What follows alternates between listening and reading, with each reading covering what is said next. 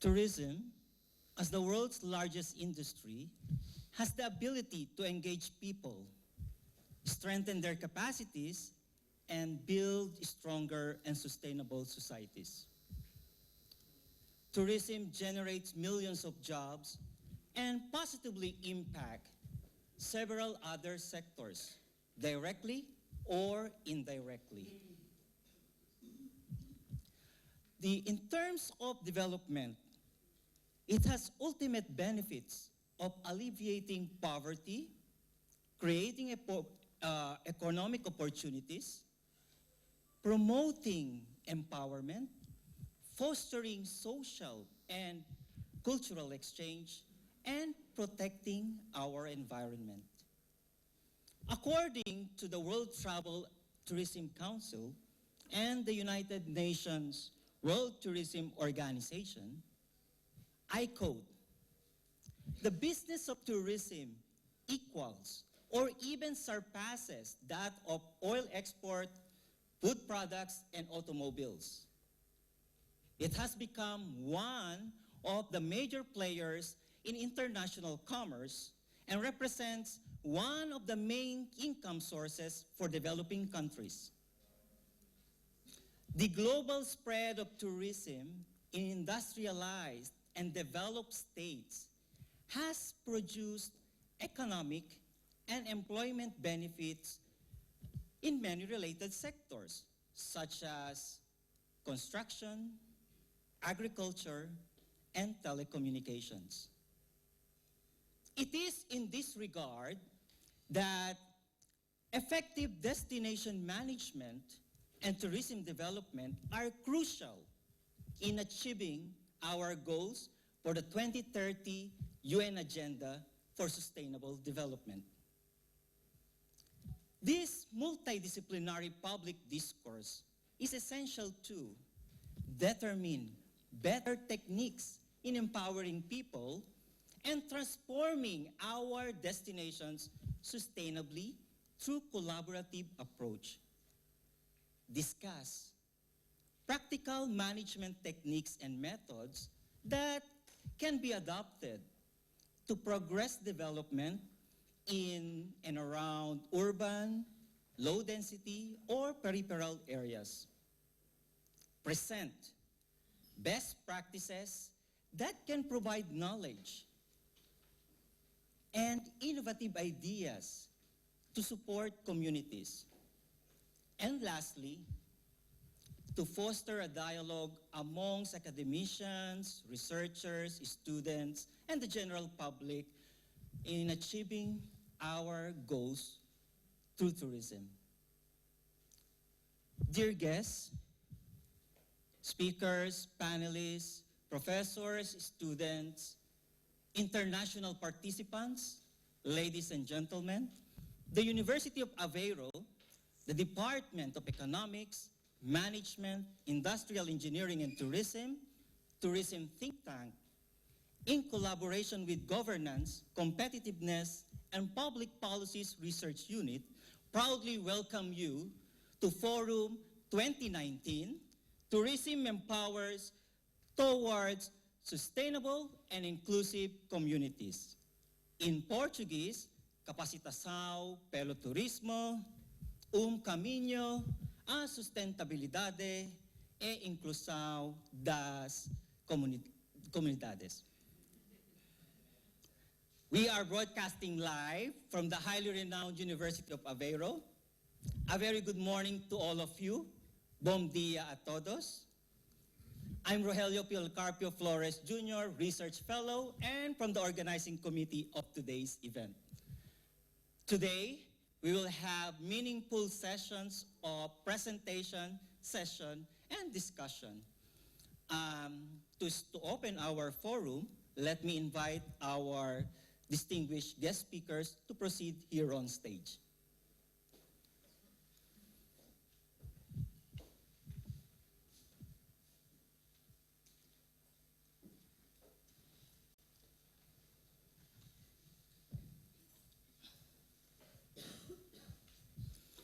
Guests, friends, ladies and gentlemen,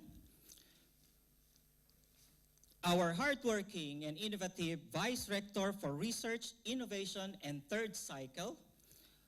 Let us all welcome no other than, of course, our full professor, Artur Manuel Soares de Silva, to deliver his opening speech.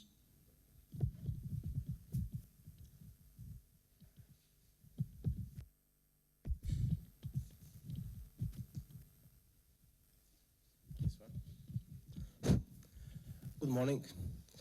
So I think that you will have a rich day for discussion and to see I have seen the topics and the round tables that you will have.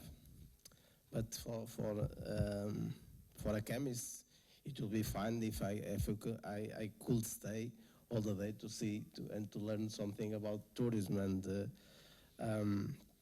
But the most important words are in the topic of your let's say, I will call it workshop. That it's the development and inclusive communities. So I think it's a great topic for the actuality of that we have in the world, because the introduction, it was said about the sustainable goals of the UN. So it's all the world now are engaged in these development goals, and I think it will be a good day that you will have and discussion about that. So I start in a different way. So now I welcome all of you to this session. Not only the present ones here in the department, but the ones from all the world that you have. We have India and Philippines at least, and I will say that's okay. So it's our colleagues that are abroad and will participate in the meeting. It will participate. We deliver some presentations. So I think it's also a way to show that the department are thinking on these two words, sustainable and inclusive communities, and it's a way to show that you are discussing research about this, and it's a way to show that the power of this department in terms of research and in terms of these two words, of course, that you have the main goal is the tourism, but the sustainability and the inclusive communities is a very good way to discuss tourism. So I will short, because we'll have an intensive day, and I wish that at the end of the day you will be more rich, because you will have discussed actualities about the tourism. And I wish you a good and profitable way, let's say, day that you have here. And I would like also to thank Carlos to invite me to be here, to see a little bit of the things that you are doing, because when I came, normally I try to see what is behind of the team. And it's a way to see what you are discussing, what you are searching in the research. So I wish you a very fruitful day, and at the end of the day that you will have a good weekend. Thank you very much.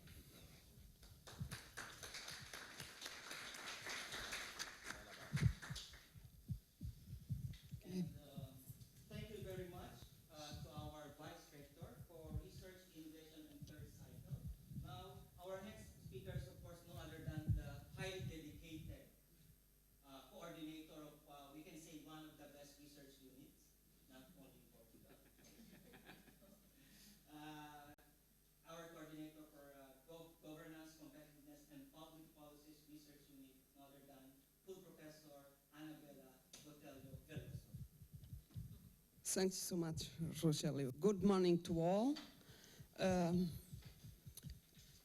On behalf of the GovCop Research Unit, I am delighted to welcome all of you to this session, workshop, forum, and congratulate the organization committee for the event. Tourism and development is one of the groups in our research unit on governance, competitiveness, and public policy. And it is a very dynamic research group with many contributions concerning publications of important papers, research projects, and organization of international conferences, and many events like this one. As we all know, tourism is a very important sector in of our economy, providing many opportunities that we need to seize, but also facing important challenges, namely those concerning some negative impacts on local communities. Thus, your work is very important and quite timely, and I am sure that your efforts will contribute to address these challenges and to improve our lives. So I wish you all the best, and thank you so much for your presence.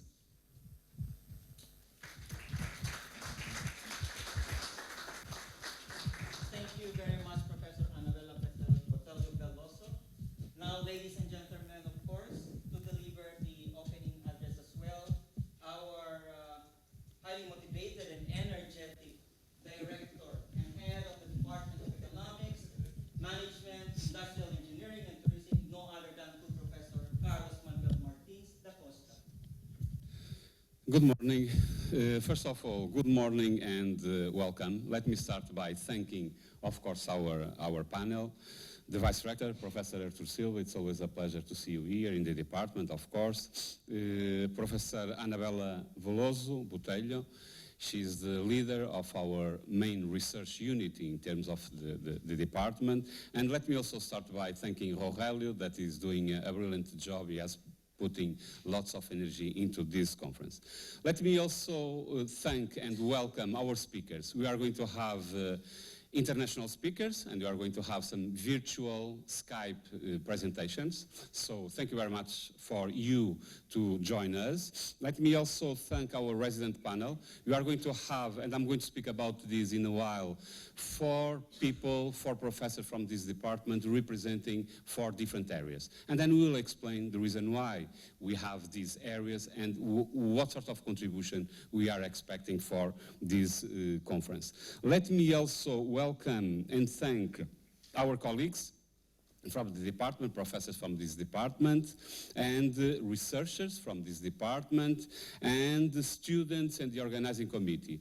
Of course, that whenever we organize an event like this, there are lots of work in the previous days behind the workshop, and of course that we would like to thank all of them. And of course, let me welcome and thank the audience, you all that are sitting in this auditorium, and of course those that will be following us because we are streaming this conference. Just to say a brief words about the department and about the conference itself. First of all, the University of Aveiro was launched in 1973. Not many years ago. We always say that this is a young university, and this department was launched in 1988, sorry. By that time, the department had 2 areas only, tourism and industrial engineering, and later on we created management and also economics. At present, this department has 1,500 students, which represents about 10% of the university, of the students' population.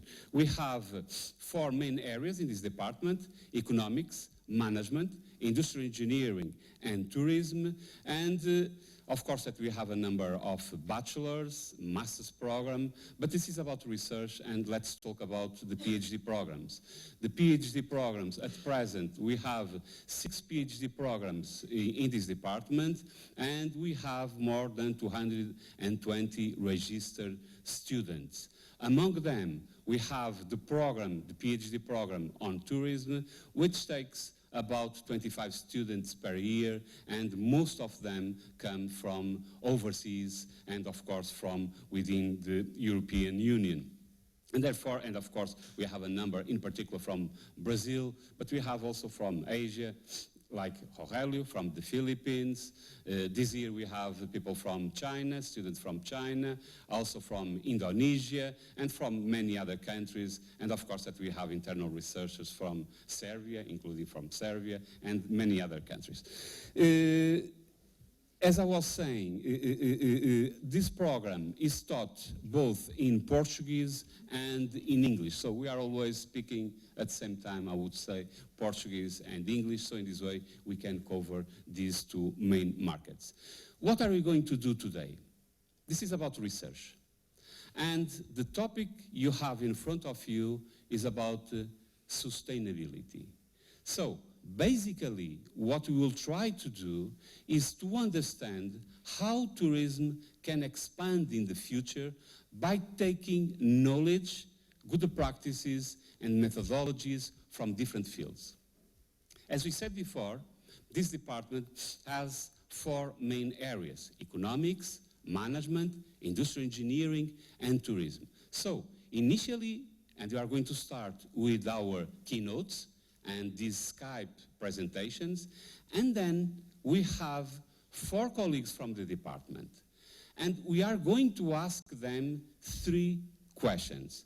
First of all, what do they do in the department in terms of research? Let's talk about what they do, because this is a good sample of the profile of research we have in the department. Second point, we are going to ask what kind of research activities are they engaged in. So from here, we will understand what sort of activities in terms of research and how they contribute to sustainability.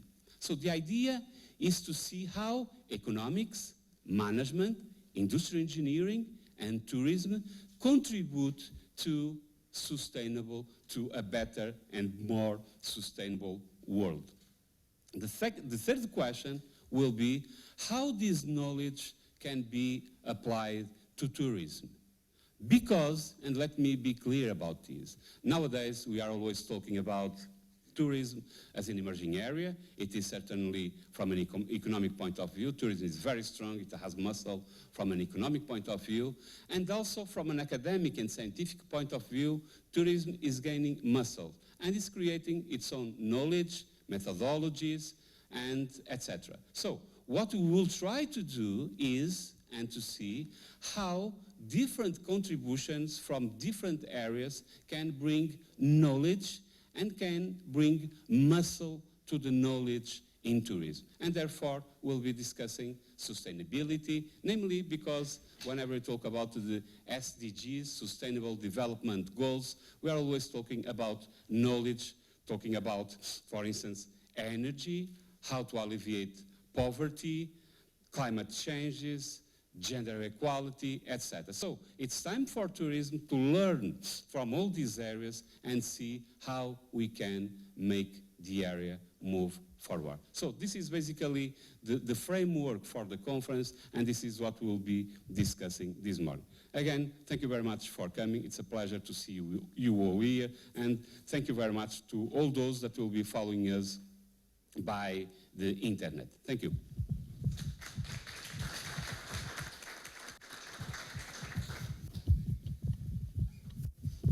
Thank you very much, Professor Carlos, and to all our guest speakers.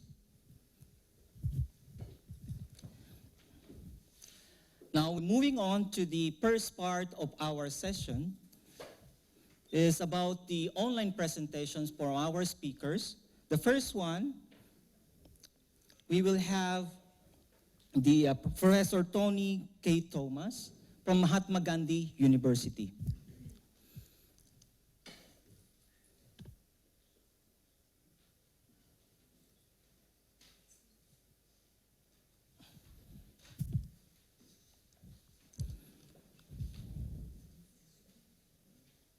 Professor Toney Thomas is an assistant professor in School of Tourism Studies in Mahatma Gandhi University and has 7 years of management experience and 1.5 decades of academic experience of teaching, research services at Malaysia's top-ranking university, Taylor's University. He has held position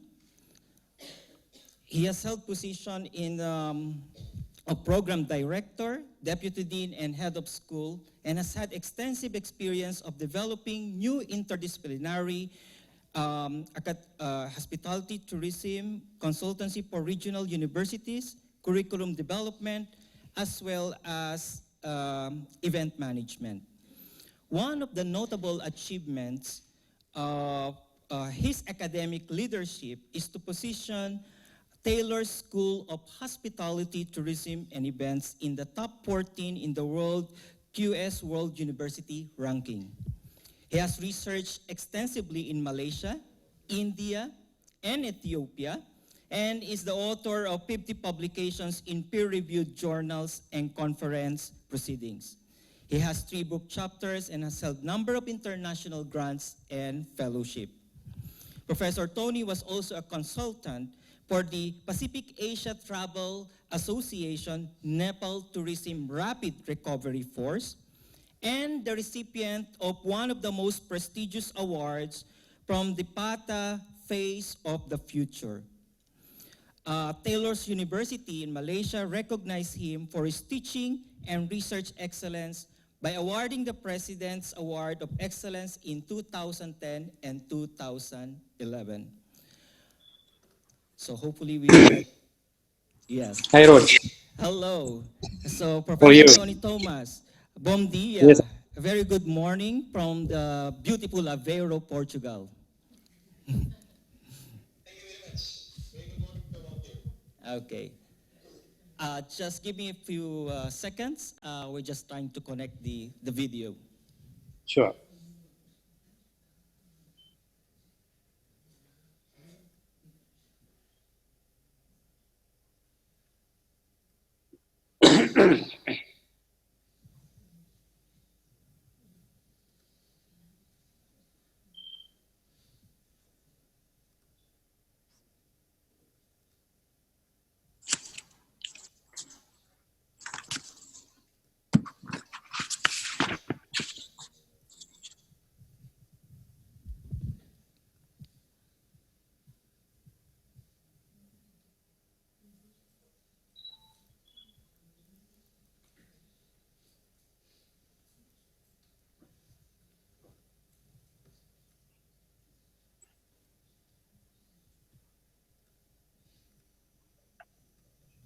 Just a few seconds or minutes. No problem.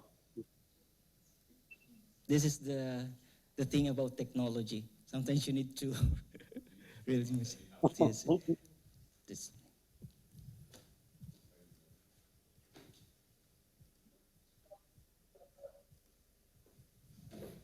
It's not showing.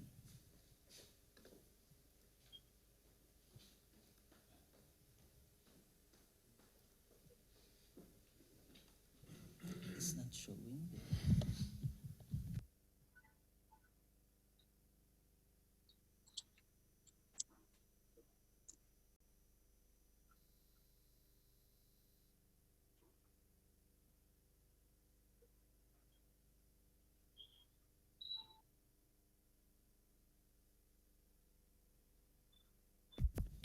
Now you're on air.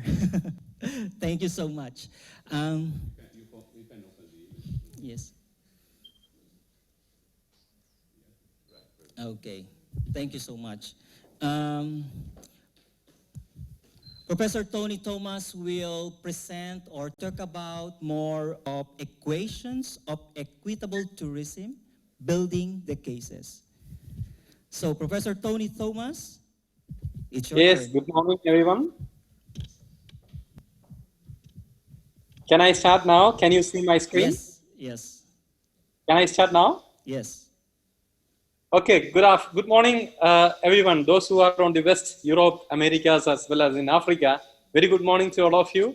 Those who are in the East, very good afternoon to everyone. Those who are in India, Southeast Asia, and Far East countries, good afternoon to everyone.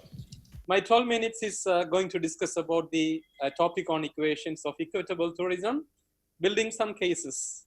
The reason I'm discussing this topic is that in these days, you can see that tourism is the one and only industry which can penetrate into the extreme rural areas of the world. So my topic of presentation consists of 4 different areas. The first one is on looking on the geographical spread, demographic spread, particularly the people who really need tourism for their survival as well as demanding economic need. So where are they staying and where are they living? So we have to find a little bit on that. And the point number two is that how different is community-based tourism in developed as well as emerging economies. I'm coming from emerging economies and I visited some developed economies as well. So I can find some difference between these 2 different geographical regions, how the community-based tourism is different.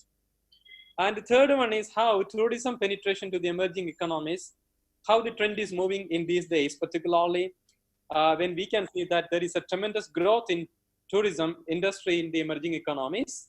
And the last one is I'm building a case studies based on some existing data as well as examples on value addition of commodities. Geographical indicators as a special case as the which I'm going to discuss with an example from Thailand, as well as the possibility to develop geographical indicators in order to support the local communities all over the world in order to enhance their standard of living as well as benefiting the people through enhancing the economy. So I'm coming to a little bit of environmental scanning on the communities need support, where do they live? Look on that. The first one, the data is from the world. The 3.4 billion people, they are in the rising middle class of the world. That is almost half of the populations of the world. Coming to the next one, I took the case of 2 countries, which is the largest populated countries of the world. They are still the emerging economies.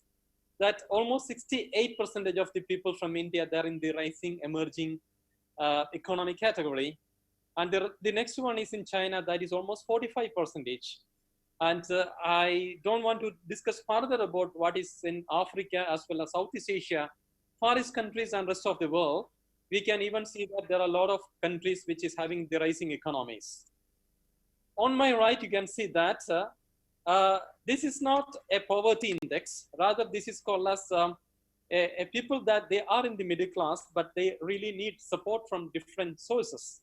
It's almost 77% of the people of the world, and particularly they are staying in India, they are in Nigeria, in Ethiopia, Pakistan, Bangladesh, are some of the examples, the largest number of people. So if you can see that these figures in different parts of the world, in United States of America, as well as America is almost 32 million people. And in Europe, it is the last one, the 4 million people. Of course, economically, the countries in this region is quite rich. And it comes to African region, it is 560 million. And in Asian region, it is 546 million. And the Far East countries almost 118 million people. So this is the source from the World Bank, which is the latest data. It shows that the people perhaps need a kind of support to enhance their economy as well as to enhance their standard of living. Tourism can be one of the drivers for this. Look on that, how the tourism industry is working in these particular geographical regions. Particularly looking on the emerging economy, the traveling is a great rise. 1 billion will arrive to emerging economies by 2030. So you know that what is the number of tourist flow at present in the world is close to 1.4 billion. So 2030, it is not very far from here that the next 10 years is going to be 1 billion in the emerging economies. So the people, the communities, the rural communities specifically, how they are going to benefit from the travel and tourism industry is one of the most hot discussing topic perhaps being coming in the coming years. At the same time, they double the growth of travel to advanced economies as well, so that in any geographical regions of the world, the topic of discussion, particularly on tourism empowers towards sustainable and inclusive community is significant. I am taking another landscape of the world that you see that there are the people with a small suitcases, they are the travelers. I have taken some countries of the world. These countries have the higher dependencies on tourism. And most of these countries are emerging economies, and they are right away straightly benefiting from the travel and tourism industry. It is very important to discuss when the more countries of the world, they rely more on tourism to protect the interests of the people and to protect the travel and tourism industry is significantly important. Look on that, in what percentage and in what level those countries are depending on tourism. On my right, on the red screens, that the Maldives is the highest.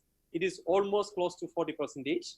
Then the different islands of the Pacific, Indian Ocean islands, as well as the Caribbean islands, that means that the geographical spread is quite significant. These countries have a high level of dependency from tourism.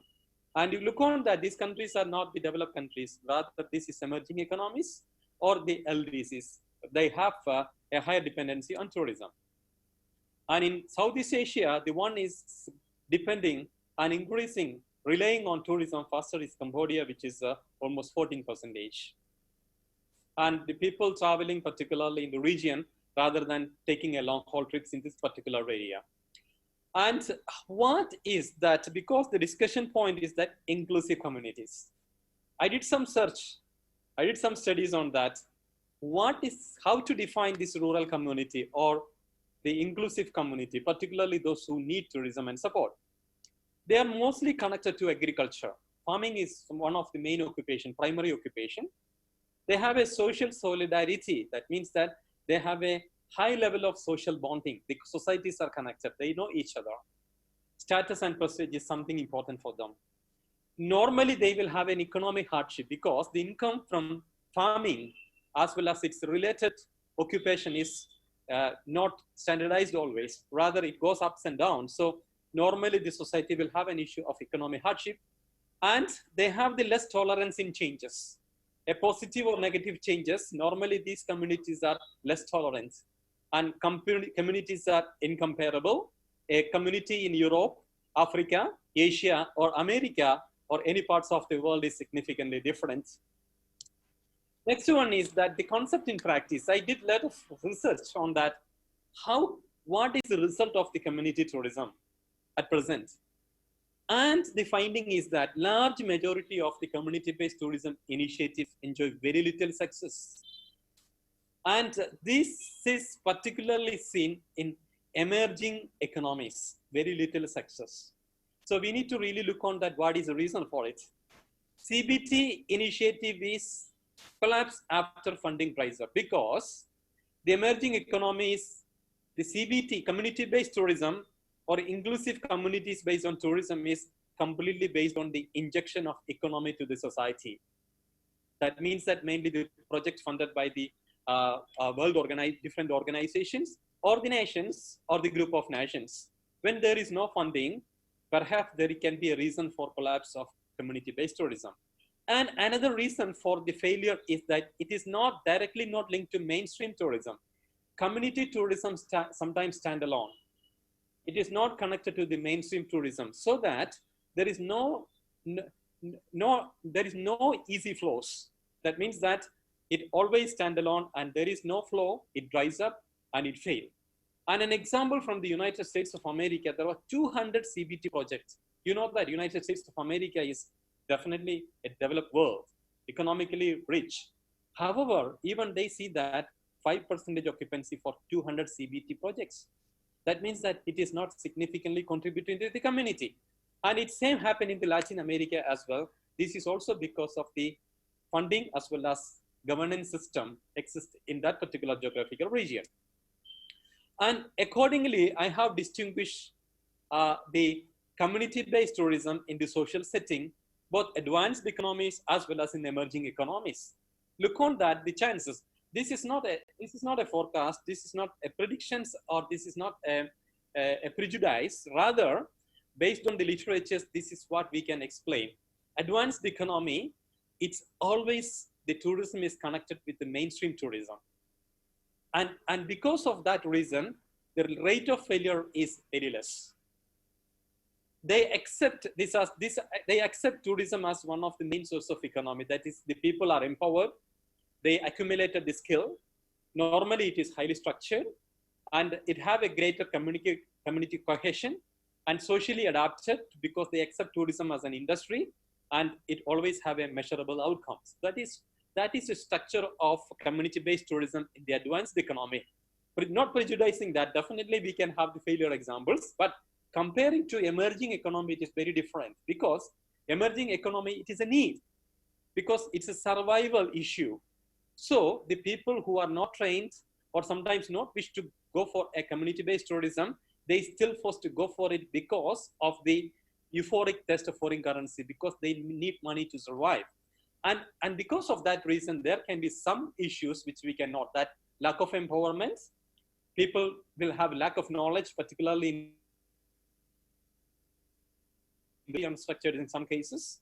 And sometimes you can see that poor community cohesion, because there is no specific business model exists in some of the geographical regions. And instead of socially adapted, in emerging economies, sometimes we can see that it is mechanical, because they are doing tourism for the purpose of money rather than involving themselves. And sometimes we don't have the measurable outcomes. So I can distinguish in two sentences how advanced economies, how emerging economies have the community tourism. The advanced economy, tourism is based on community. However, in emerging economies, I can say that community based on tourism. So based on these two trees, I can see that this can be the two significant differences.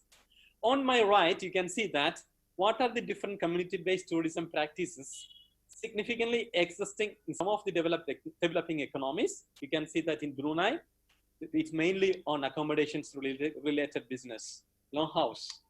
And Cambodia, it is called more on ecotourism. That is how the communities are engaged. Indonesia, it is cultural village or called as cultural provinces. And in Philippines also, well, my friend Rogelio must be knowing about it. And in Malaysia, the homestay is very common. And in Singapore, it's Little India. Originally, it's a cultural community of the geographical region. And Thailand, it is called as cultural province, and Vietnam, it is called as cultural province. So these are some of the important initiatives of community-based tourism in some of the countries in Asian region. And based on my literature, which I mentioned before, the CBT scenario is this way. Successful currently defined in ASEAN countries because they are more on the homestays. It's considered as successful, which is told by Pacific Asia Travel Association. And CBT is well tolerated in least developed countries. They accept it because of the financial need. And CBT is significantly important for the local economic development. However, on my right, I think you are facing on your left, okay? CBT in many cases, community-based tourism in many cases have been abused by practitioners. Because if successful never means that the communities are benefited. The tourism business is benefited, or community-based tourism is benefited because people like it. The practitioners sometimes abuse it because of the real benefit never goes to the people. Failure of participatory planning philosophies, sometimes it is top-down approaches, but community-based tourism, the philosophy is always bottom-up. And lack of the transformative intent of community development, money comes in, but however, you cannot see that a specific development in a particular region. That means that the money is not properly distributed back to the community.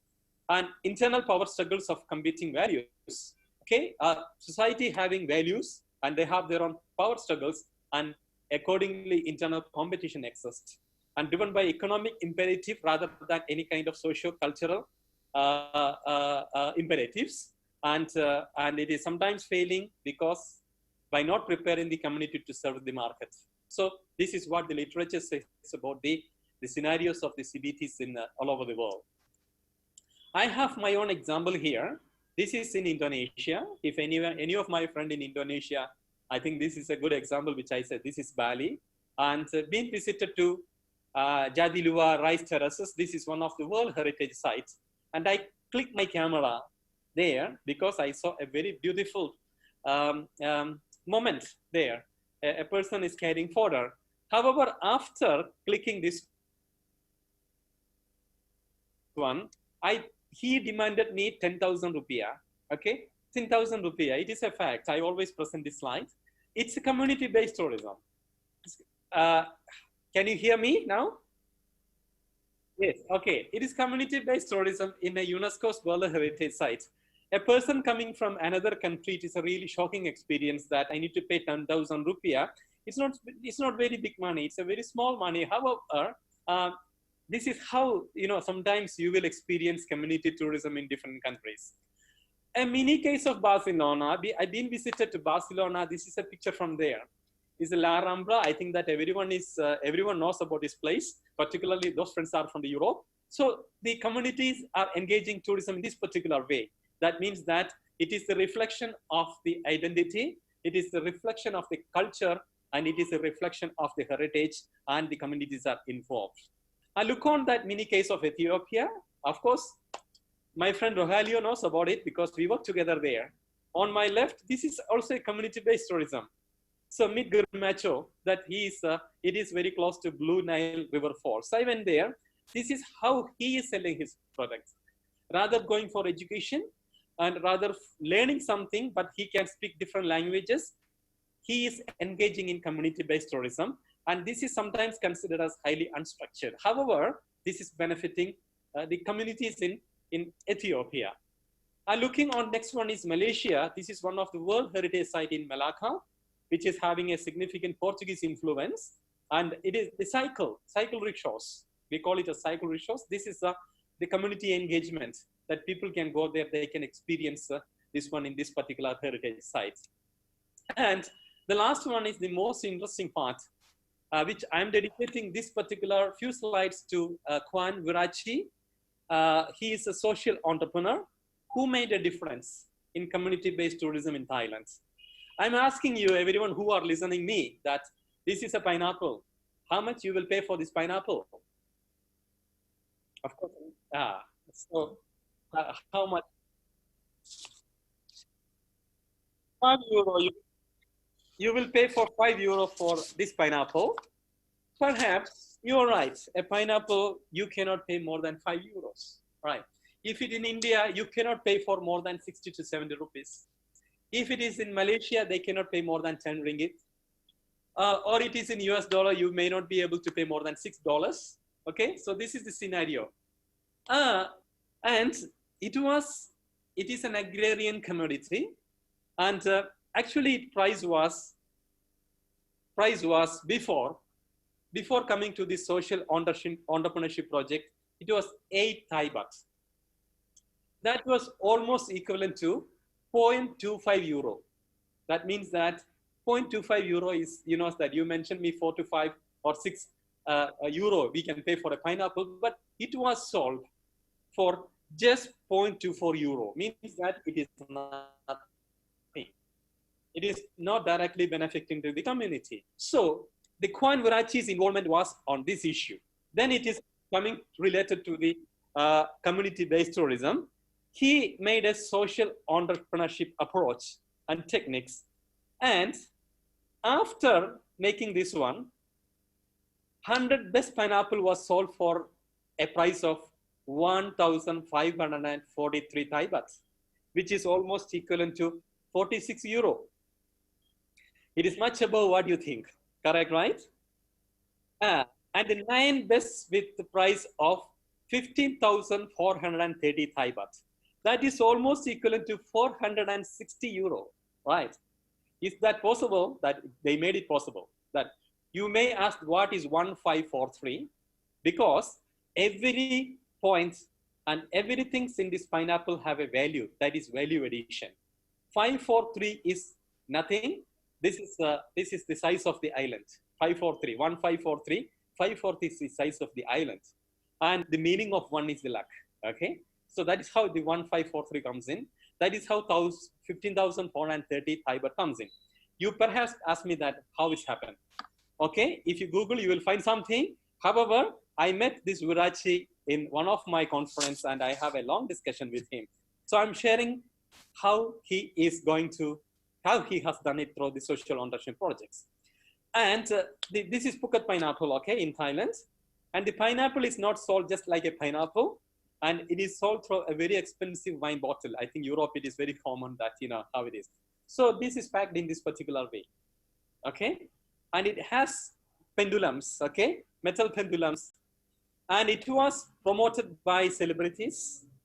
And if you want to get this 100 pineapple, you have to book this pineapple in advance. You have to book this pineapple in advance. And if you want to get the 9 best pineapple, you have to book it in advance. You cannot just go and buy it because it is having its high demand. You can see that on my next slides. The best gift of 2018 Phuket pineapple. Who is selling it? Celebrities, right? So the agrarian community, the local communities are connected with the society through different value creations.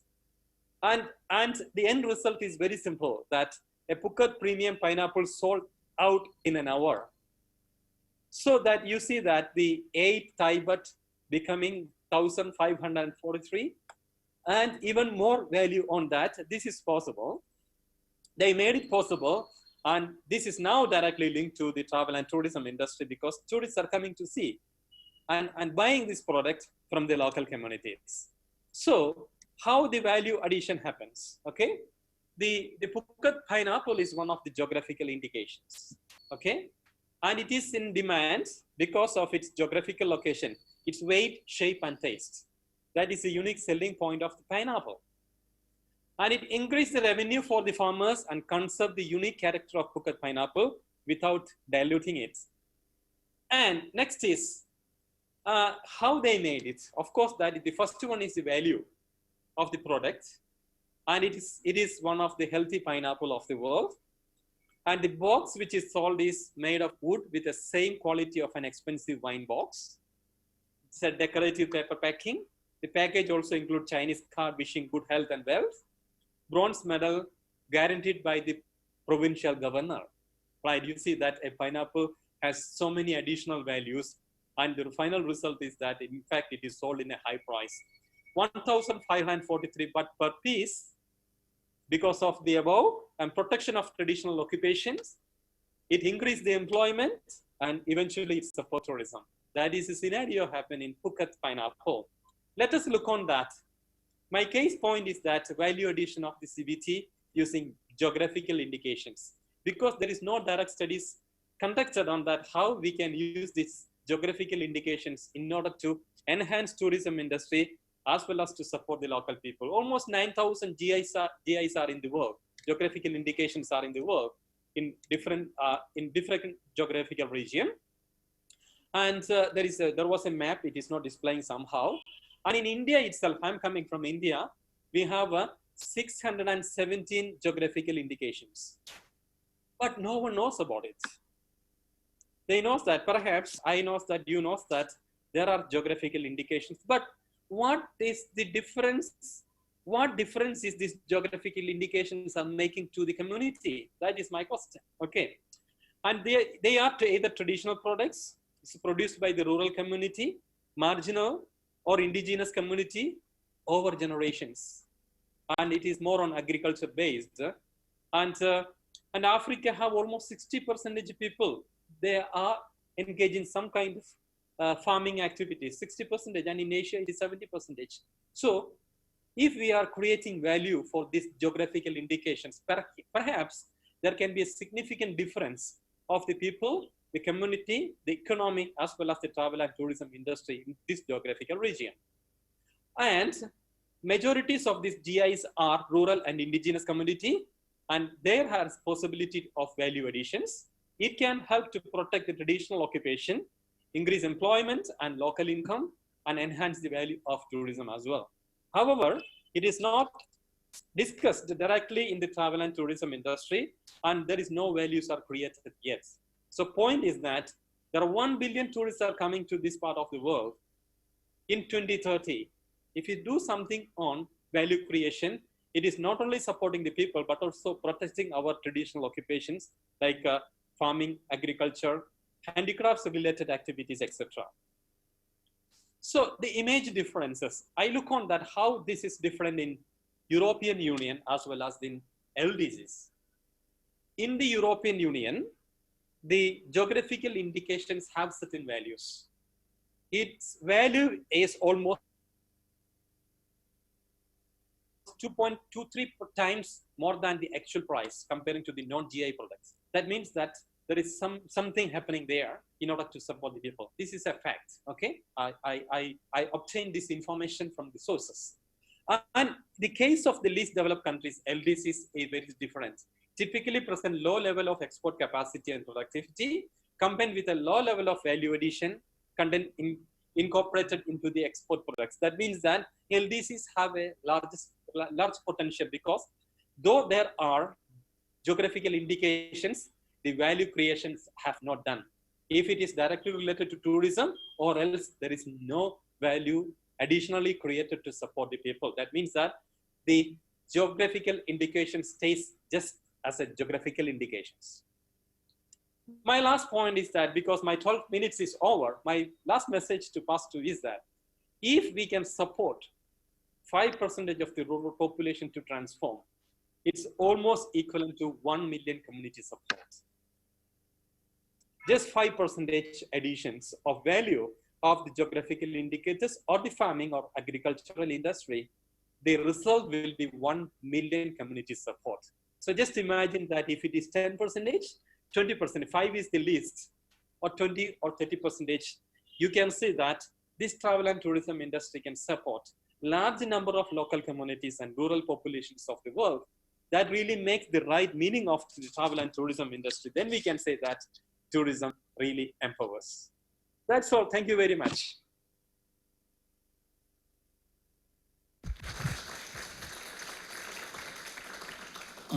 Thank you so much for that very informative presentation and discussion about this topic on equations of equitable tourism, Professor Toney.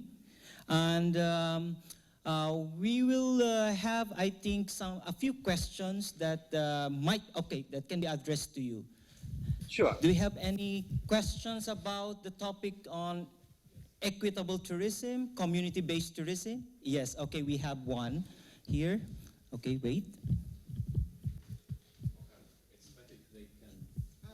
Can you, so that we can have the view?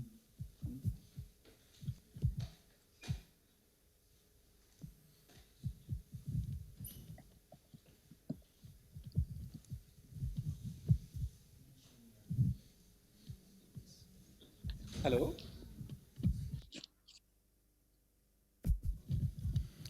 Hello. Hi, Professor Toney. Hello. My name is... Good morning. There? Here? Here. Oh, yes, I'm here. Hi, Professor. Hello, hi. Hi. Hi, my name is Thelma. Hi. I'm a student at doctoral tourism program here since February, and thank you very much for your speech. My question to you regarding these rural communities, and you have mentioned some countries not still so developed. And my question regarding tourism is how does tourism helps these communities effectively without losing their identities and without losing their culture? Because tourism is there to develop countries and cities, but how these communities can keep their identities? Okay. There is a lot of discussion in these days about that. Sometimes community tourism, they dilute and it contaminates the culture of the people, and it loses the originality, that is the authenticity. So this is a common topic of discussion, and mainly because this loss of authenticity is happening because of lack of awareness of the people. Why tourists are coming to their place? Because of the authenticity. And at the point they lose this authenticity, they have to understand that they will lose tourism as well. Because tourists do not want to see an inauthentic product or inauthentic culture and inauthentic community, right? An example of a geographical indicators which I mentioned, okay?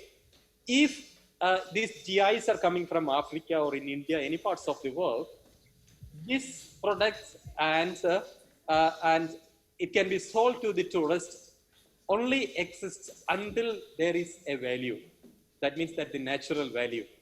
So the people, that is actually happening in Phuket. Phuket, they are actually producing the right pineapple with the right values. They know that because this is happened through a social entrepreneurship projects, and they are well educated and given awareness that if you lose it, and you will lose the value.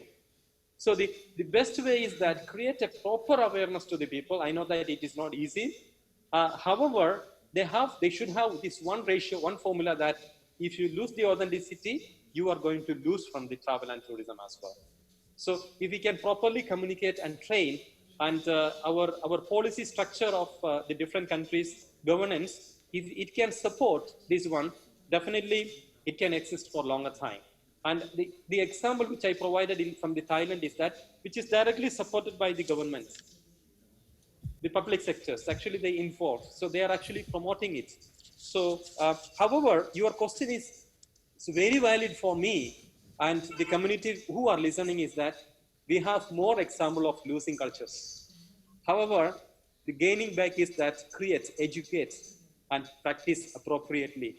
That will have a long run. Otherwise, it will have a short-term benefits and no long-term benefits. That's my answer.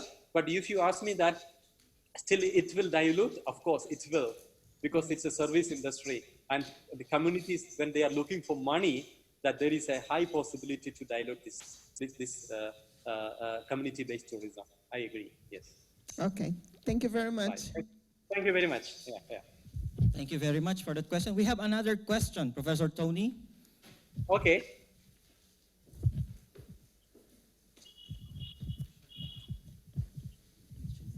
Hi, my name Hello. is Ryan, and I'm a PhD in tourism student here in Aveiro. And All right. I don't know, it is a question. I think I have more a comment to do. In Brazil, we Please. have a really big research in tourism-based in community. And I think there is a really important point that we always need to know, that the feel about how the tourism, how these communities that receive increases tourism feel about it. Because of course, at the beginnings they have money, and everyone in this world wants money, of course. Yeah. But what we see in Brazil is, with the time, the money is not enough. And they saw his community change, the costumes and everything, it starts to change. And we start to talk about over-tourism, including in the rural area. Yes.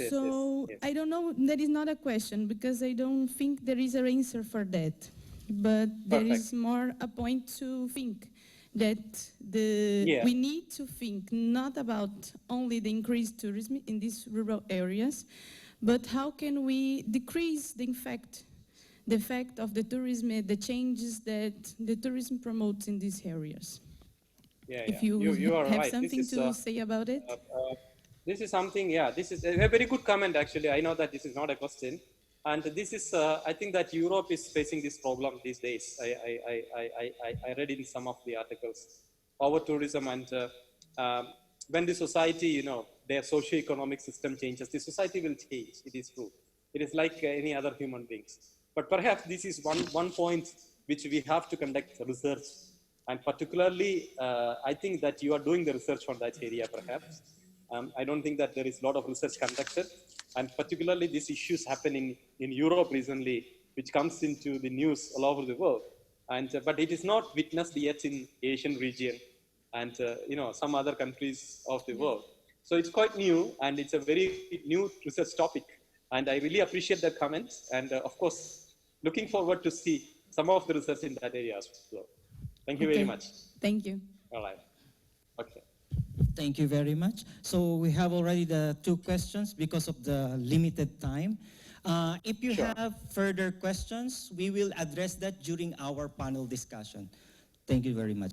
So, Professor Toney, thank you so much for your very informative presentation, and I think our audience really got this topic, something that they can work on and maybe they can consider in the future also for research and for further studies.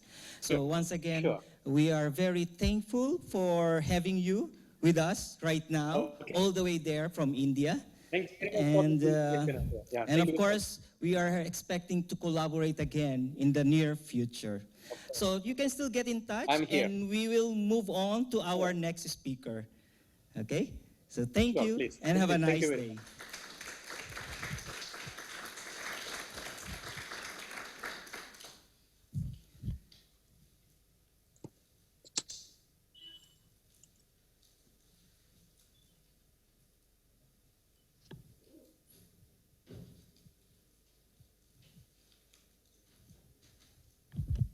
Okay. Our next speaker is Professor Dipra Jha from the University of Nebraska-Lincoln in the United States.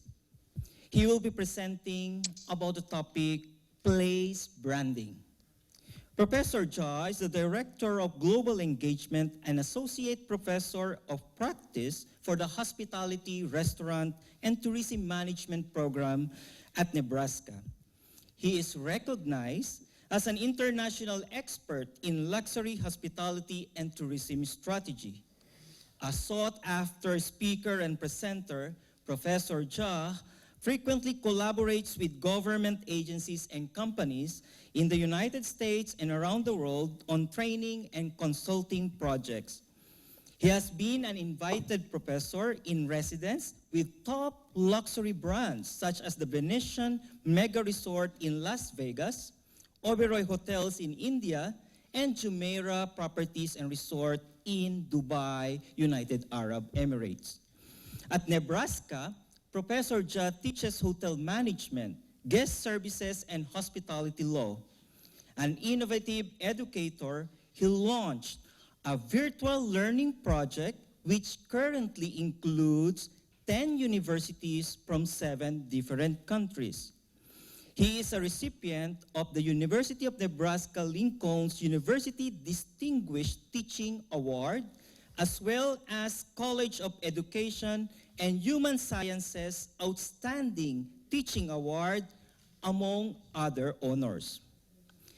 In 2018, the International Council on Hotel, Restaurant, and Institutional Education recognized him with the prestigious John Wiley & Sons Innovation in Teaching Award. I really appreciate him because now it's really early in the United States, waking up so early in the morning to be with us and today. So without further ado, please welcome Professor Dipra Jha.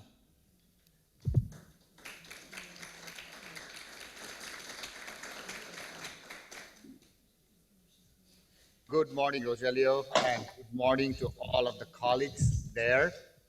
Can you hear me clearly? Yes, just give me a few seconds to just open the video so that it can be projected. Sure.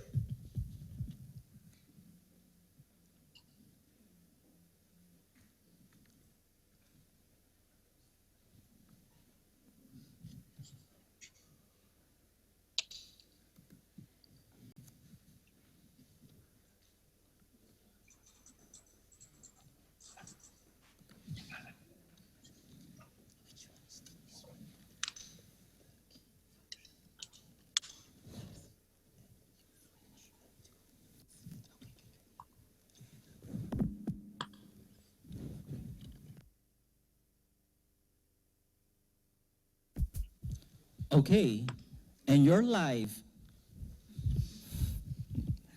Hello Perfect. again. Once again, good morning, Rogelio, and good morning, all of the colleagues there.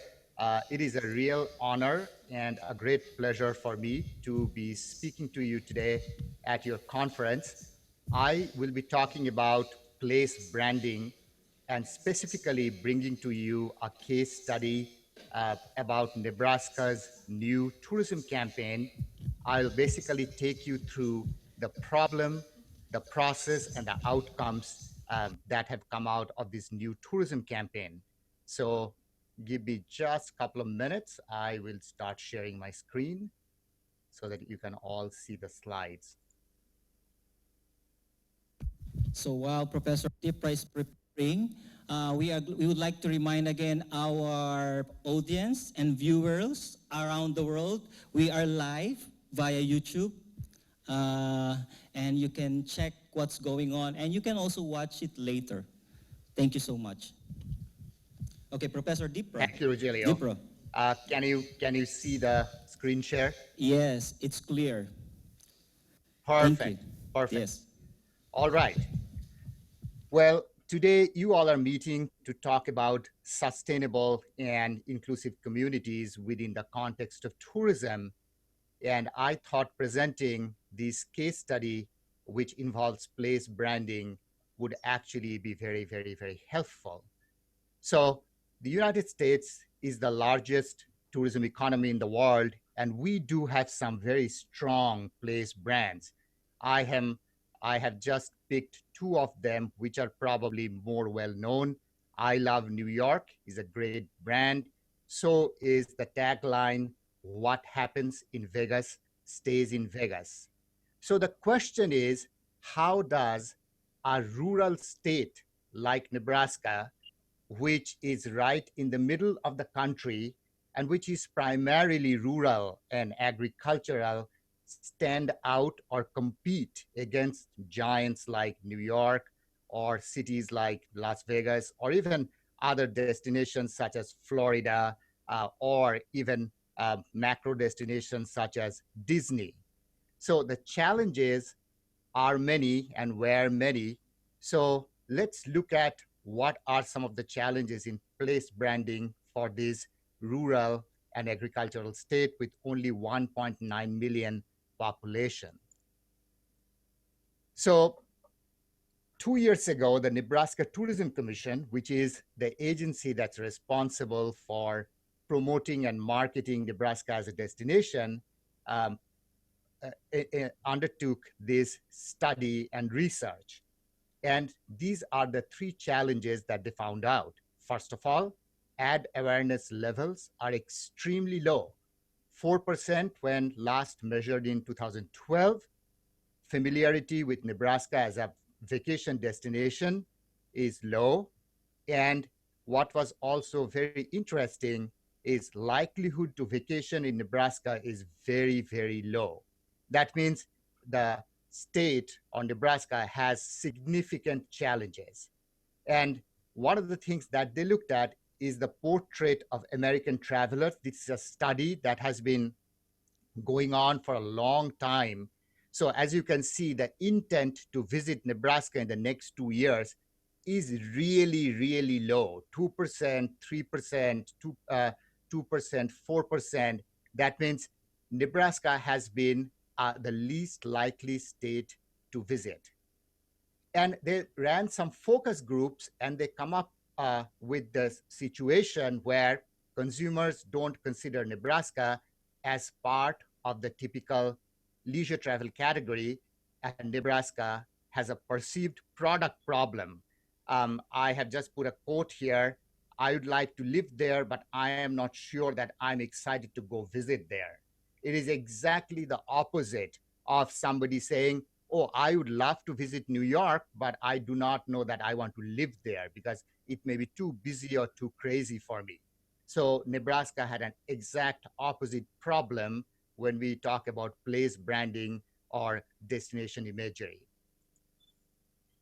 So what was the advertising challenge?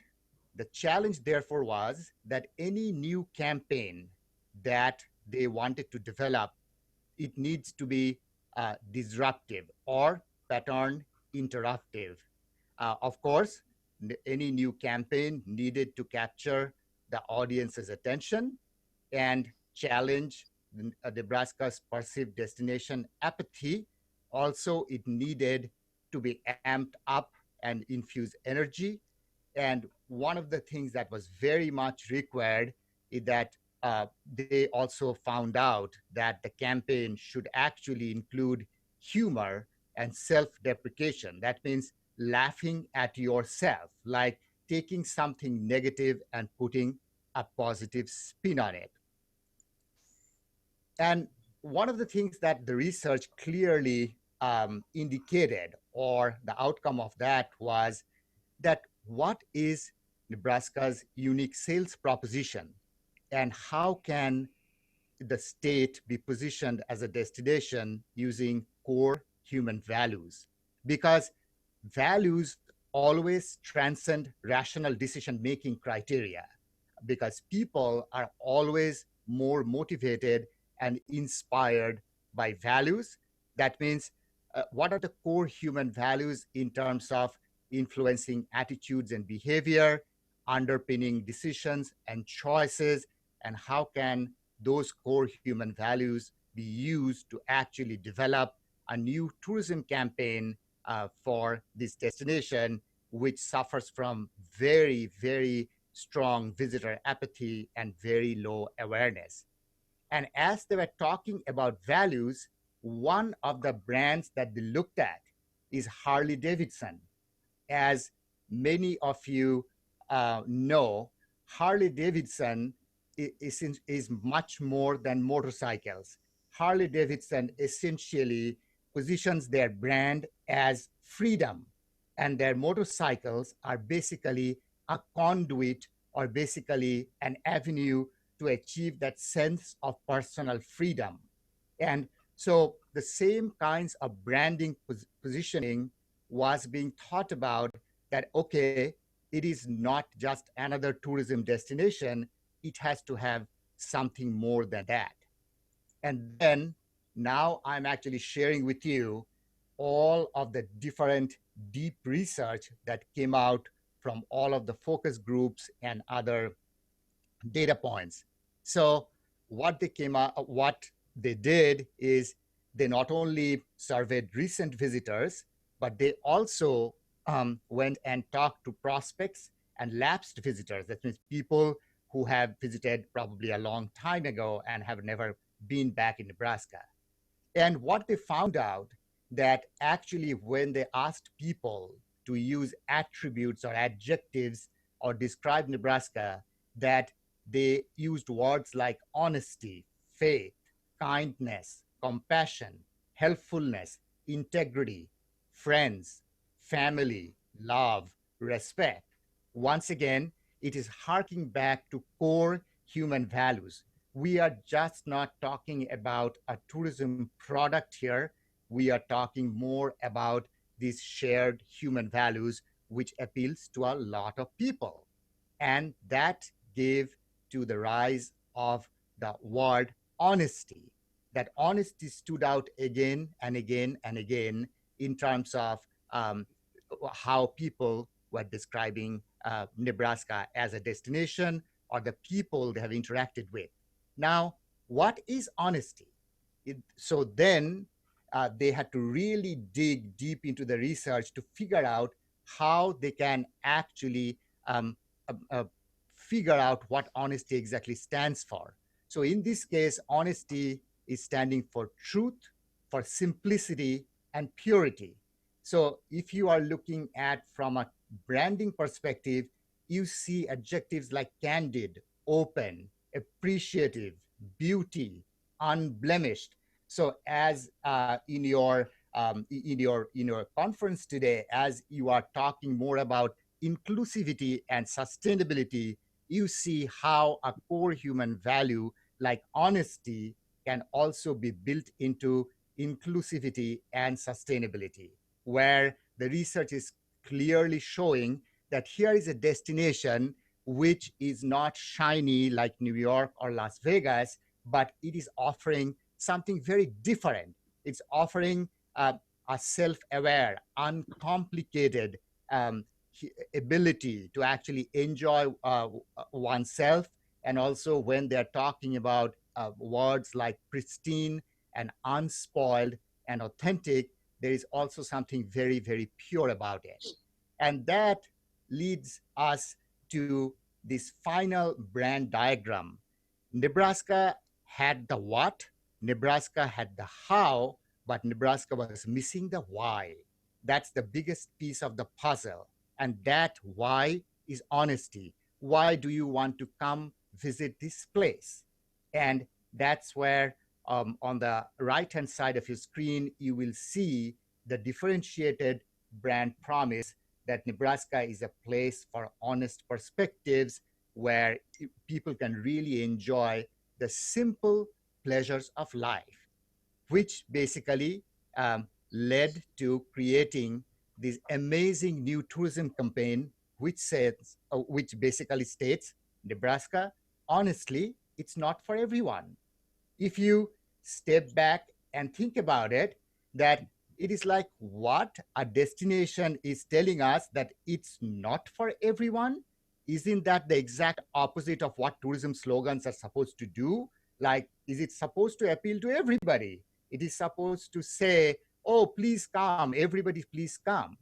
But here, Nebraska is saying, honestly, it's not for everyone.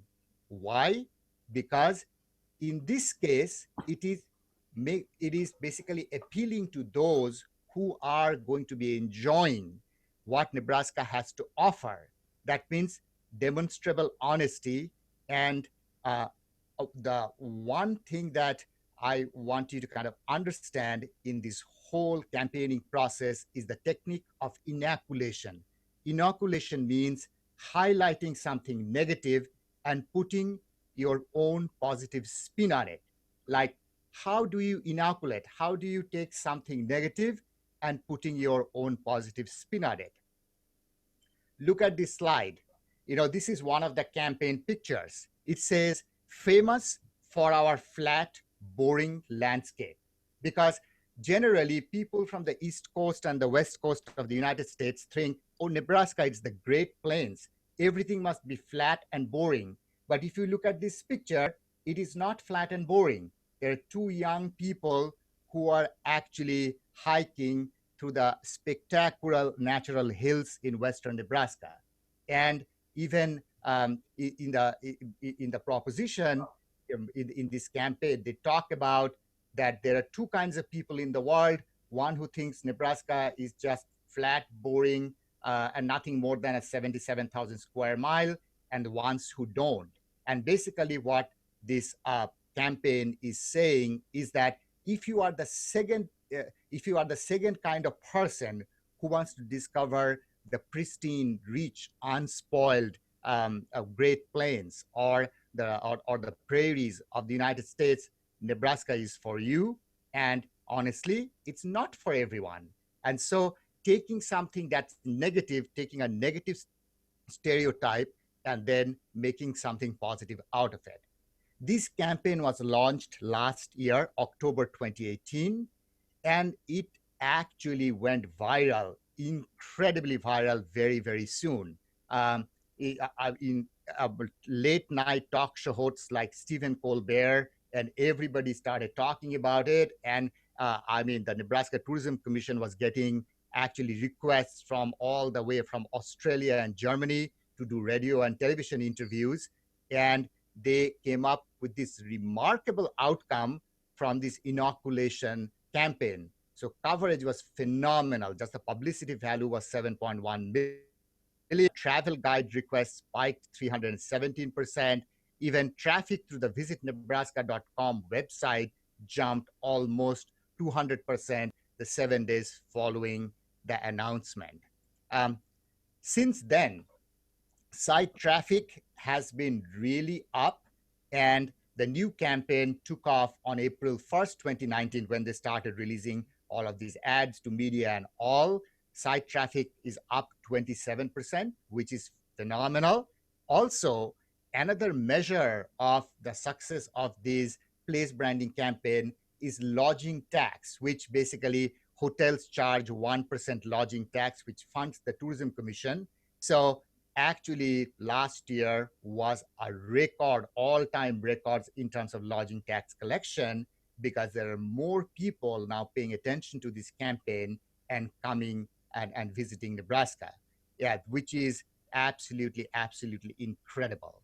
So within this limited time, I just wanted to show you that how you can create a both sustainable and inclusive place branding campaign using core human values as the anchor, and the proposition of honesty, and actually the technique of inoculation, where honestly, it's not for everyone. That means that it is saying that you are welcome, but we are different. And that is what this place branding case study is all about. I know we had a very short time, but I just wanted to give you a glimpse of, once again, the problem, the process, and the results of this amazing amazing branding campaign. So I'm more than happy to take any questions now, if you have any. Thank you so much, Professor Dipra Jha.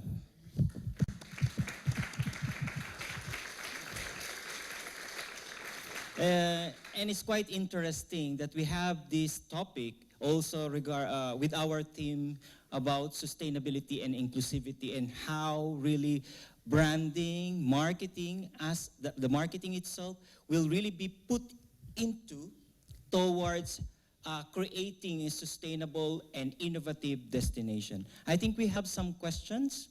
Okay. Okay.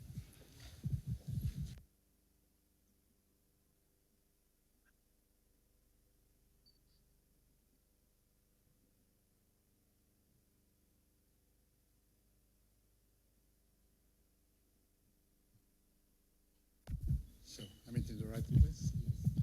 Okay, good morning, Professor Jha. Well, my name is Manuel de Souza. I am a PhD student here at the University of Aveiro. Your presentation was very interesting. And my question is, you show us some results. And my question is, do you think this is replicable for other places? I mean,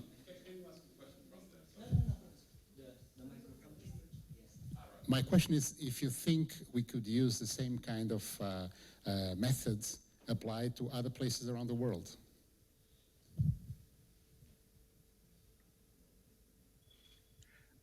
Rogelio, I could not hear the question clearly. Could you have the gentleman come probably closer to the camera, or hold the microphone closer? Okay.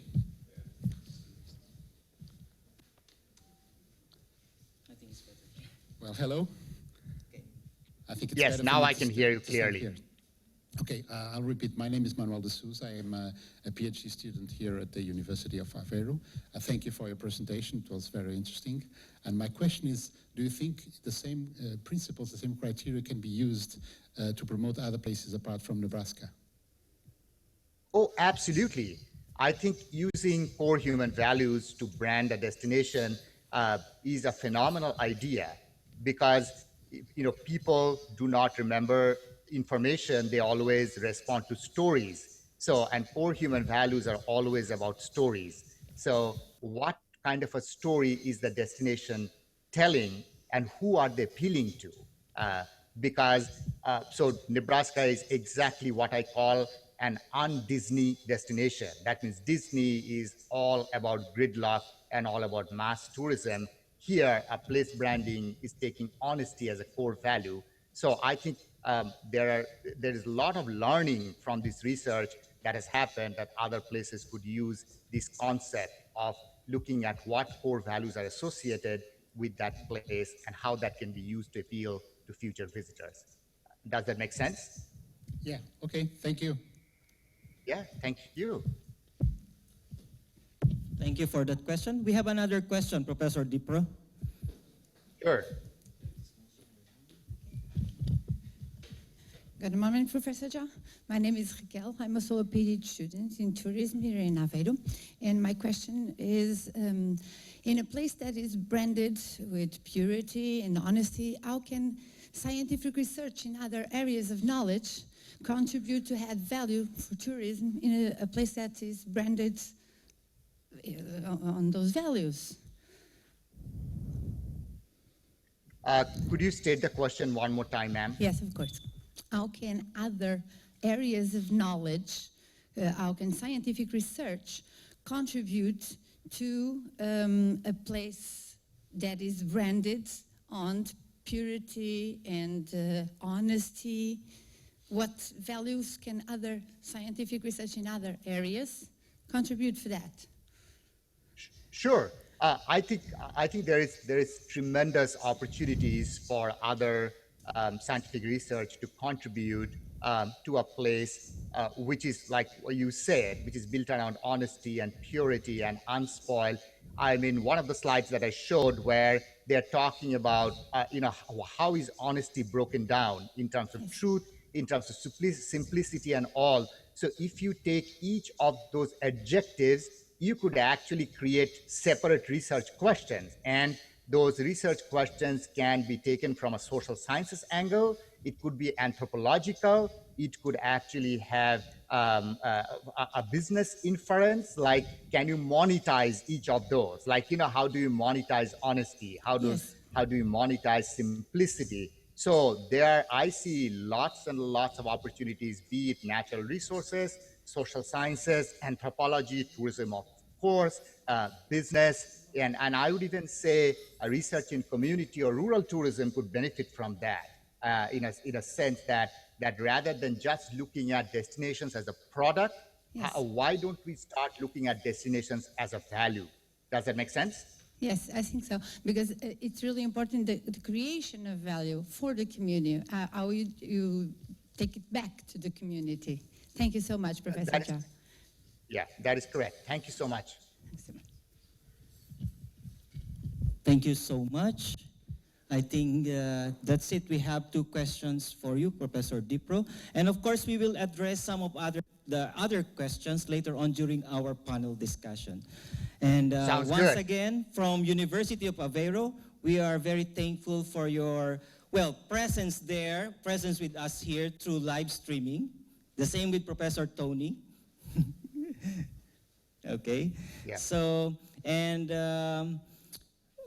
once again, our sincerest thanks, warmest appreciation, and hope to collaborate with you again in the near future. Likewise. Thank you for the opportunity. Yes, thank you.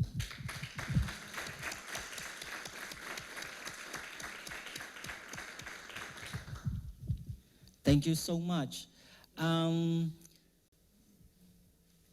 Okay, will this...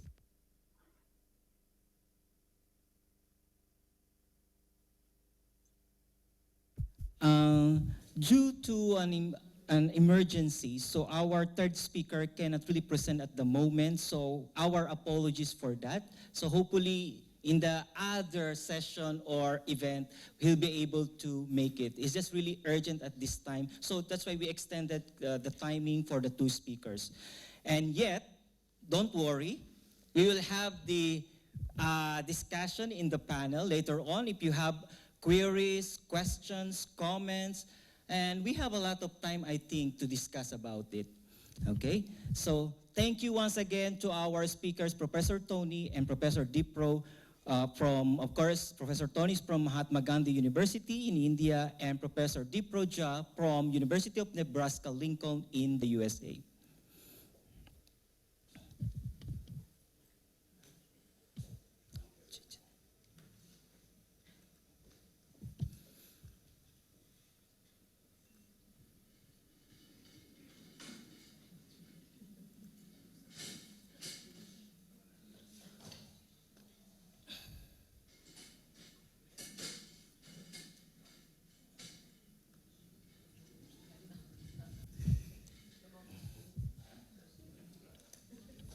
Okay, moving on to the second part of our session. So it's quite a little bit long session, but I think you are getting some interesting and informative topics or areas for your study or research, at the same time maybe for future projects, or purely informative, but it's really good for everyone.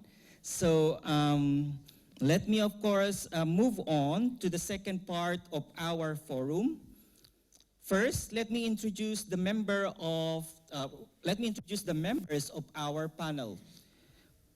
First one, she is an assistant professor of industrial engineering and management at, of course, our University of Aveiro, where she, of course, she teaches since 1997 operations management, logistics, and simulation, a member of executive board of the DJATE, and member of the department or DJATE Council, Vice Director of IEM undergraduate and graduate programs, coordinator of Socrates and Erasmus program from 2003 to 2006, a member of GovCop Research Unit in the Decision Support Systems Group, and member of the International Council on Systems Engineering, or INCOSE, and she has received the INCOSE Foundation Stevens Institute Doctoral Award for Promising Research in Systems Engineering and Integration in 2009.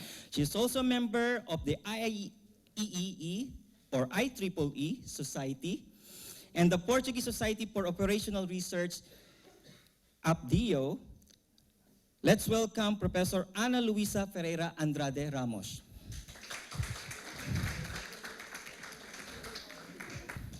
Moving to the next panel member, she is currently the director of the second cycle Master in Economics and coordinator of the internships for economic studies.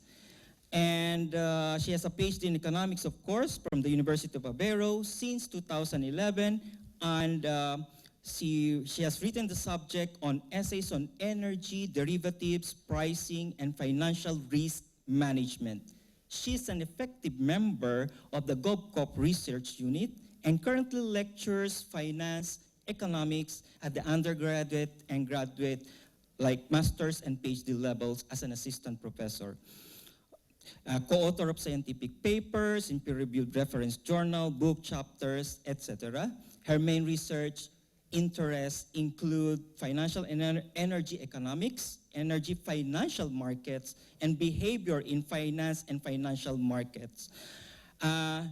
Apart from this, she has entered into research projects as a collaborator or cooperator. She is also a member of the Portuguese Economists Order, or OE, from IAEE, International Association for Energy Economics, founding partner and member of APIN, Associação Portuguesa de Economia de Energia, and the Portuguese Association of Energy Economics. Friends, ladies and gentlemen, Professor Mara Teresa da Silva Madaleno.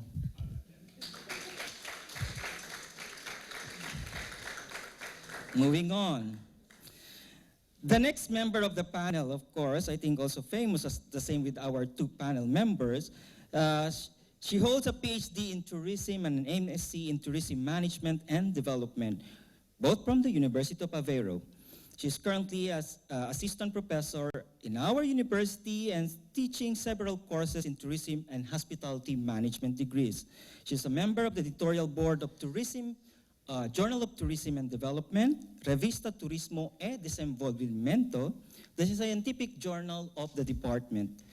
And apart from this, she's a reviewer of scientific publications, frequently involved in tourism and leisure consultancy or applied research projects. Her research interests include territorial innovation in tourism, role of innovation networks in destination management, sociometric analysis in tourism, gender issues in tourism innovation, and experience economy. She is a member of the GovCop Tourism and Development Group, and currently the Vice Director of the second cycle Master in Tourism Management and Planning, no other than Professor Ana Filipa Fernandez Aguiar Brandao.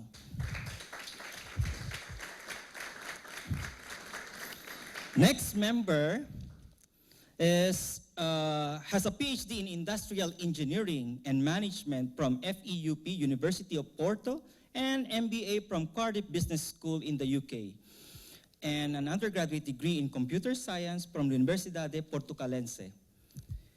Our panel member is an assistant professor at our university in our department, where he lectures both at the undergraduate and master's level on marketing and strategy. Before lecturing at the University of Aveiro, our guest panelists also lectured for a number of years at University of Porto on the Masters in Innovation and Technological Entrepreneurship. At present, Our guest panelist is also the director of the undergraduate degree in management at the University of Aveiro, of course here, and a member of Executive Council of the department. Has also published a lot of articles in international journals, such as Revista Turismo e Desenvolvimento, Journal of Business Ethics, International Entrepreneurship and Management Journal, and many others. And of course, I would like to welcome you all, Professor Manuel Luís Au-Yong Oliveira. Last but not the least, of course, we have the, I think we have a long list to introduce our moderator for today, but I will just mention the most important one. He's our head and director of the department, editor in charge of our Journal of Tourism and Development, authors, and project collaborators of so many projects. So I think I cannot mention all because there's a lot of that in the list. But we could say that our moderator also is the first in Portugal to have the PhD in tourism, and we call him the father of tourism in Portugal. Apart from the active works in the department, our moderator is also busy in several projects, not only in Aveiro, but also involved in several collaborations with other universities in Europe and in other parts of the world. I think without further ado, let me introduce you to, again, our Professor Catedrático, full Professor Carlos Manuel Martins da Costa, our moderator for this session.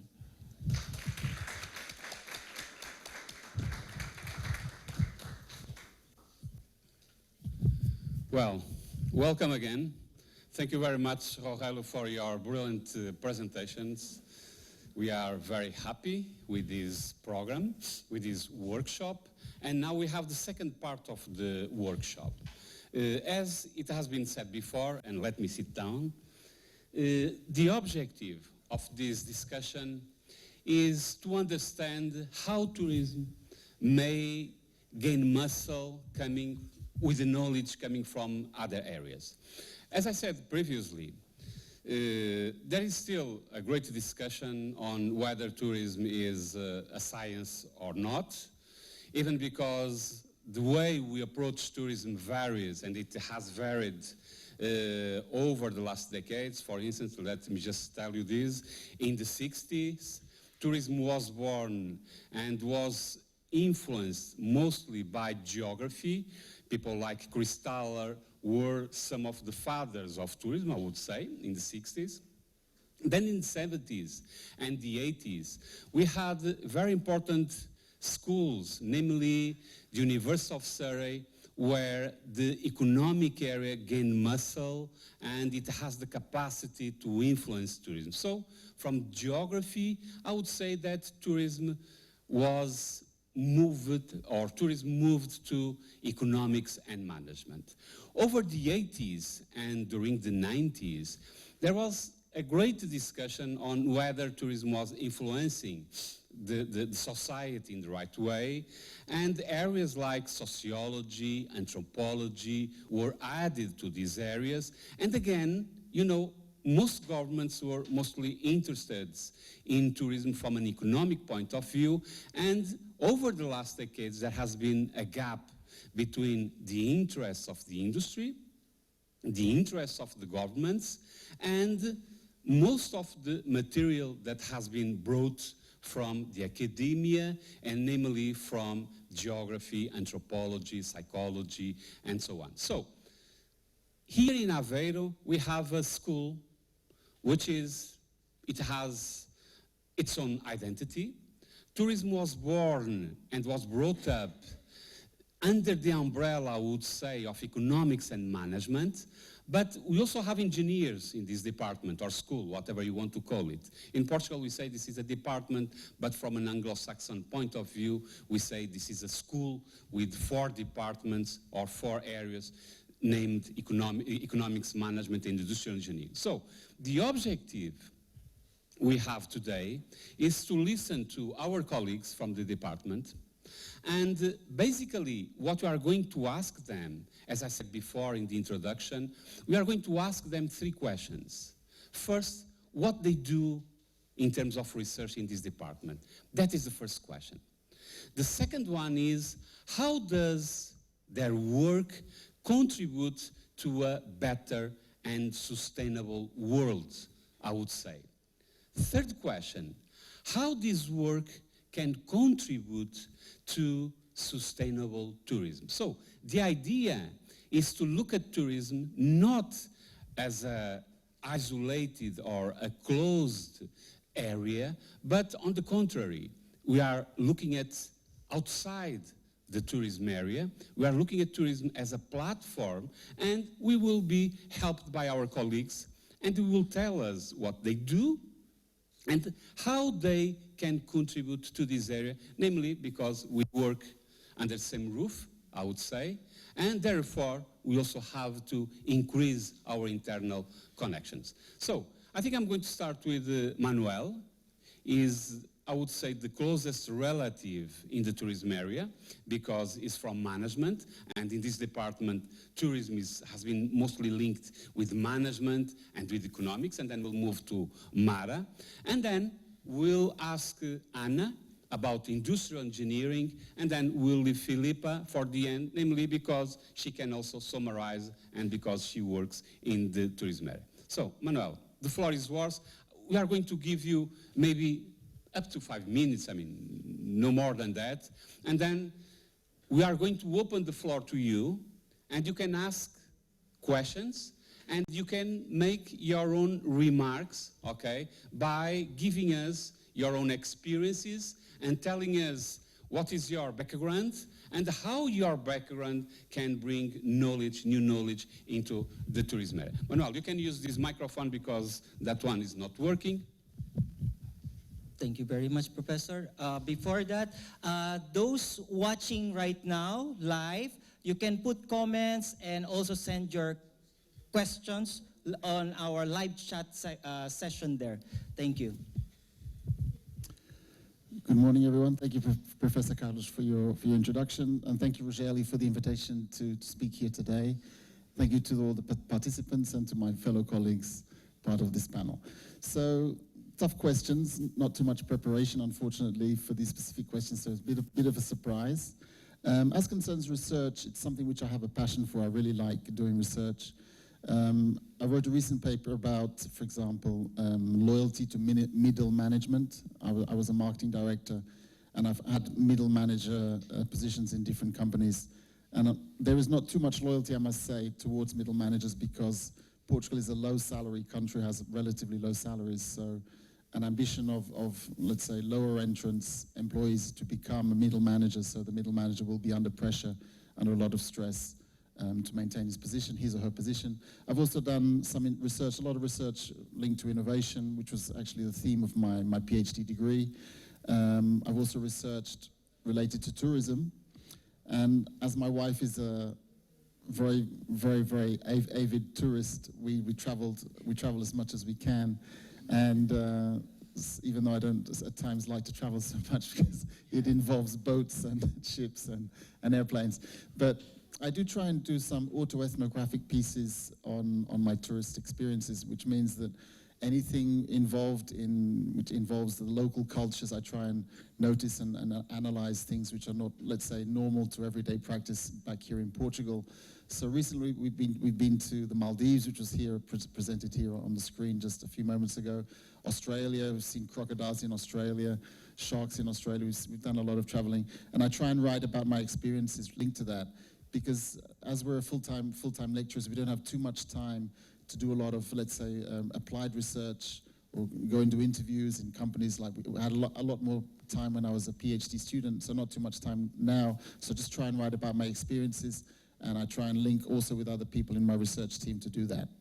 So contribution to a better world, I'd like to say that all of us as lecturers all contribute to a better world because as we educate or try and educate the younger people and not so younger people, we also contribute to the elimination of poverty. Something which I've been working on with a lot of students is on the GRACE competition. There's an annual GRACE competition which aims to, for example, educate on climate action, responsible production and consumption. So I've had a lot of students over the years doing work for GRACE, for the GRACE annual competition. Also, decent work on economic growth. One of my ambitions is to actually get students to have better starting salaries, so to start out with higher salaries. And the way that we can do that is if, for example, we get students to publish with us on publications in book chapters or even in conferences or journals. I do think that companies value students who are able to publish, and they obviously reach the very, I think, correct conclusion that if students are able to publish, students are also able to write good reports and be good team workers, because most publications nowadays are in teams. So as my contribution to a better world, first and foremost, I think through my family, through my wife and my 4 children. There's a lot of children. And also, it's a lot of work. I'm trying to work on sixth grade mathematics now, which is already getting, it's quite complicated for my 11-year-old daughter. But I also like to think that we contribute to a better world, because the University of Aveiro is a fantastic place to work. I've worked at a number of other institutions, but the University of Aveiro is my favorite. And it's always good to say that because my director is here to my right. But I won't be fired today, possibly only tomorrow. But I must say that it's a fantastic entrepreneurial university. We say that we're very young. I also like to think that I'm very young. If the university is young, I'm very young too, just under 50 years old. So I think that all ideas are welcomed here. There's also a very, very close relationship between students and lecturers, which might not be the case at older universities, maybe perhaps to the north in Oporto or further down south in Coimbra. So we have a very, very entrepreneurial culture. Students here also, I think, are very happy, which you might not think is very important. But when you get to an older age, I think it's nice to work with students who are happy, not so competitive between each other. So I think that we contribute to a better education system. And then tourism, I do suggest that everybody, even my stepson who's a world traveler, he says, Manuel, don't spend money on things, coisas, spend money on experiences. So tourism is a fantastic way to know the world, and also to know yourself, and to obviously improve your interpersonal communication and also your intrapersonal knowledge of yourself. So travel as much as you can, save up your money for travel, and then write about it. Thank you very much. Thank you very much. Next, of course, we have Professor. So, welcome. Good morning. Thanks, Rogelio, for the invitation. Thanks, Professor Carlos. It's for me a pleasure to be here. I'll try to say a lot in a few time. Okay, about my research, I'm from the economics field. I mainly teach financial issues, so I like financial economics and everything that surrounds finance. I work in energy economics, also in environmental economics issues. I try to put everything related to finance. I've studied and produced some works related to emissions impact over the economy, over firms' profitability and risk. I usually do research related to all kinds of financial matters or issues, like corporate governance, corporate finance, financial assets, markets and agents' behavior in financial markets. I was involved, and I'm still involved, in some international and national research projects with other colleagues from here, the department, and other departments here, and some are international. For example, and related to the subjects that we are here, the sustainability goals. I was involved in a project which ended recently in a crafts project, basically, and we were possible to relate some of the small producers to and observe how do these small producers have an impact in economic terms, in financial terms, and it has a great contribution in the tourism field also. And we saw something related with the first presentation of our first keynote speaker related to this. I'm currently involved in a project, some of my colleagues are here, in the Artur project. It's basically a research project financed by FCT, where we are studying the relationship between pollution levels and tourism demand, and we are still working on this. We have already produced some good results, and I think it will have a great impact in the tourism area. My research has a lot of sustainable issues inside, in fact.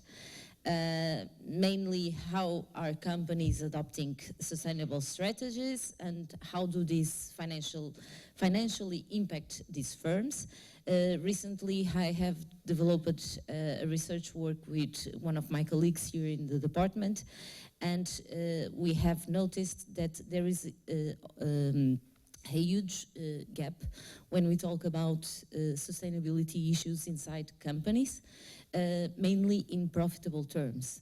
We have regulations. We can see that if firms are obligated to do it, they will do it, but it has several costs associated, and firms have to deal with these additional costs. This has impacts over their results, and so they are reluctant to introduce some of the things to be better and improve corporate social responsibility, their image, their brand. There are a lot of issues that they have to wait, and that is not easy to do.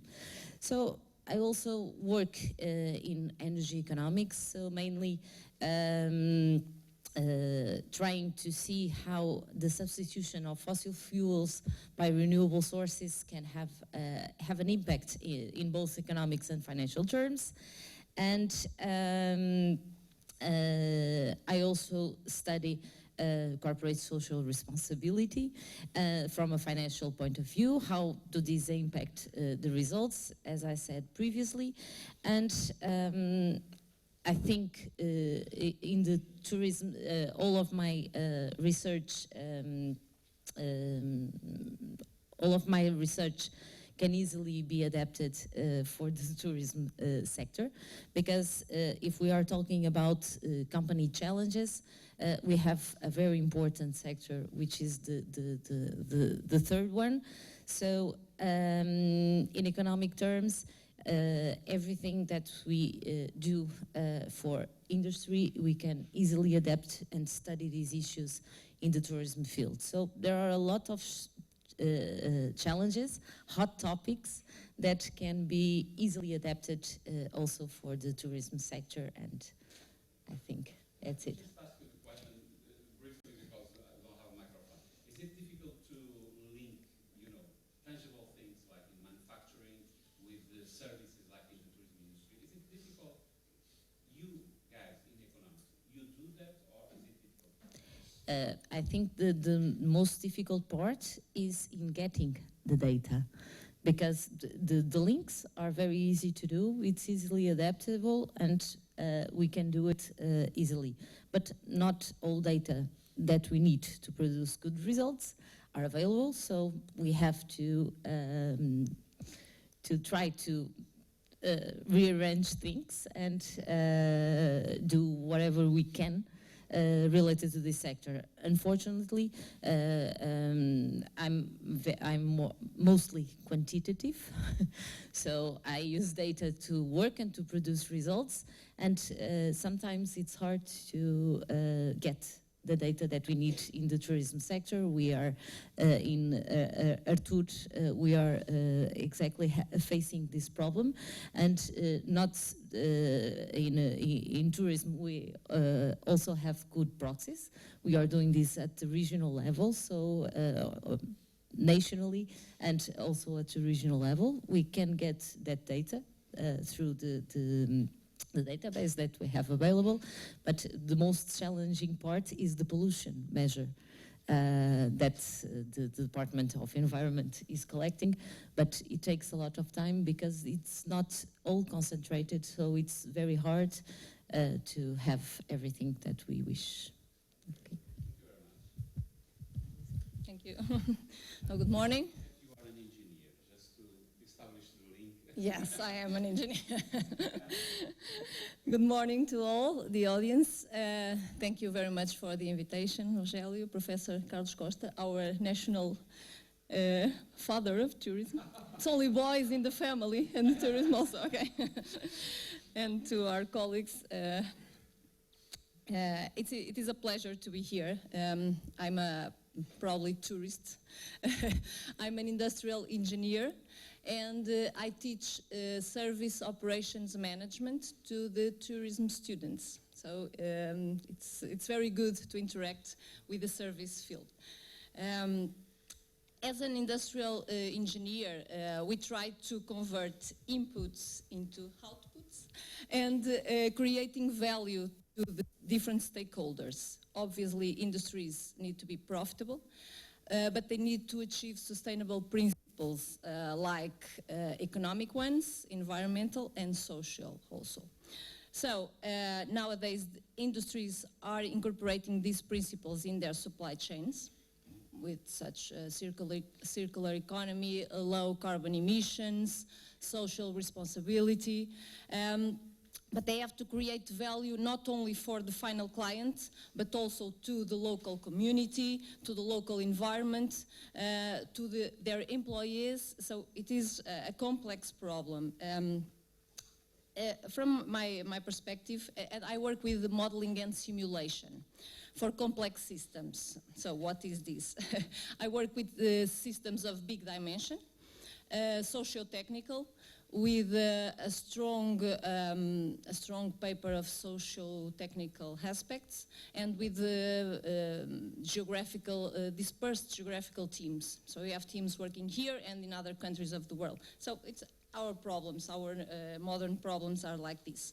So I try to develop models, graphical models and computer models, to sit at the same table, the different stakeholders, to speak the same language, and then to try to support the decisions, operational decisions. That's what I do in terms of research.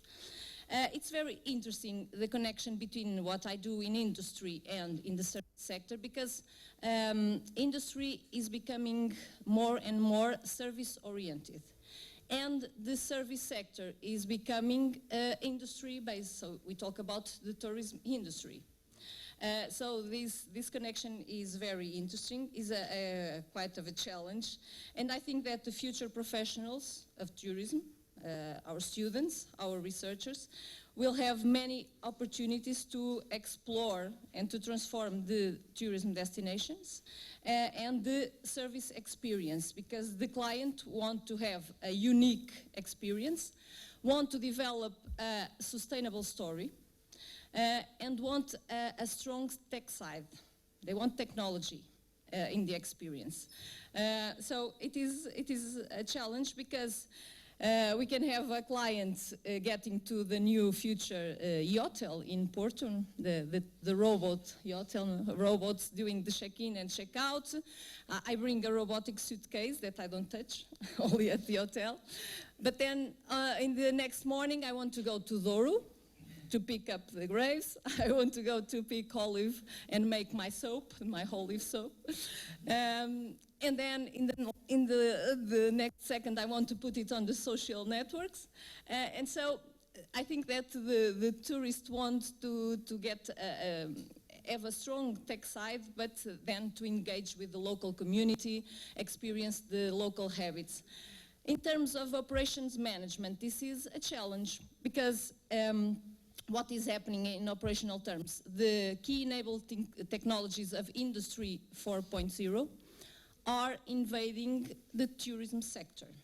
So we have things like Internet of Things, robots, virtual reality, big data, real-time management, invading the tourism sector. And we need to use these technologies to improve the service experience. So for instance, the mall experience is not only an exciting experience, and we have pop-up, the concept of pop-up shops, pop-up markets, pop-up restaurants. I need to design a layout quickly to do these pop-up things. So in terms of operations management, we have a lot of things to research, a lot of things to do. So I think you have a very good PhD to explore these concepts. And I think that's it. I think we need, from the operations management perspective, guarantee a sophisticated service, high standards in terms of quality.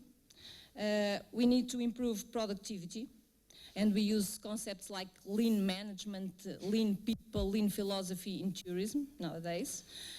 We have to use ergonomics and ergonomic concerns in the workstations. And we have to go green, so it is a complex problem. Okay, thank you.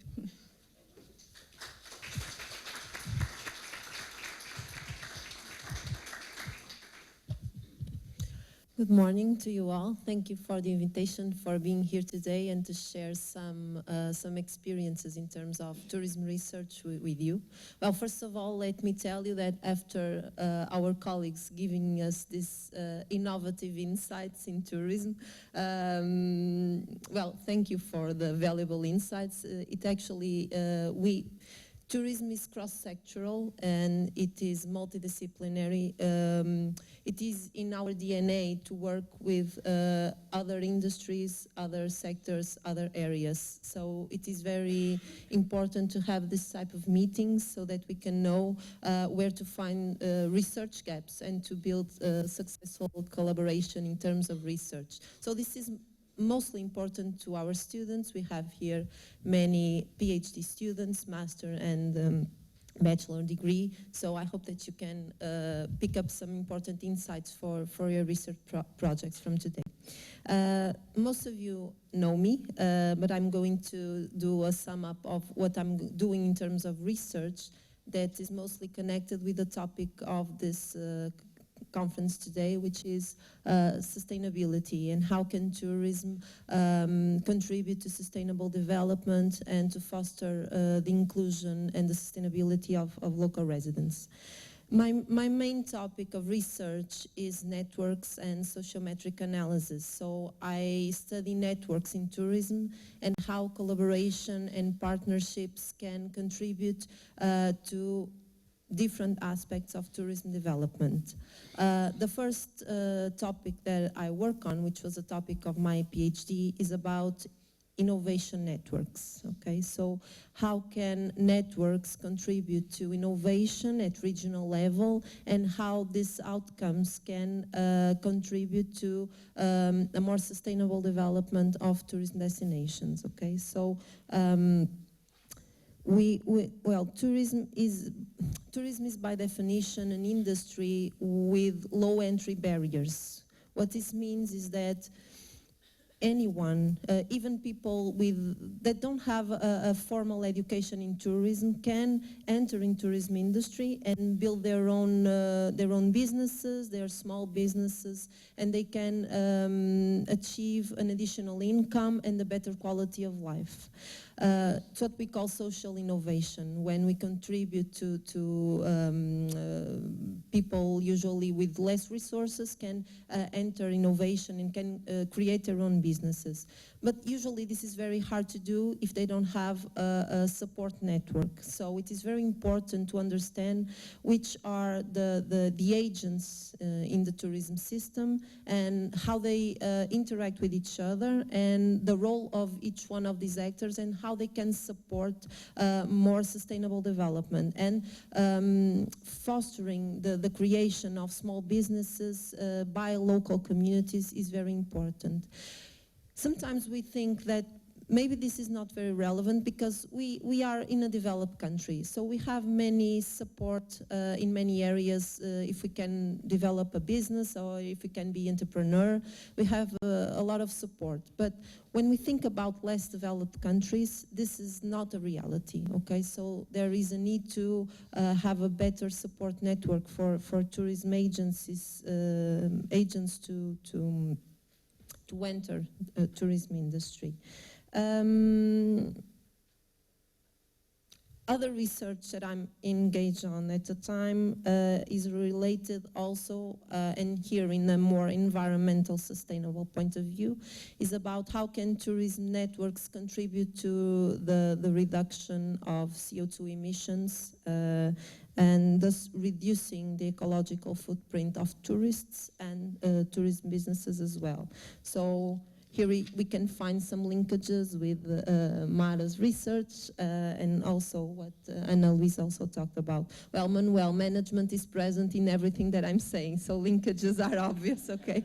I'm not going to highlight them here because management and tourism are very close siblings, okay? So.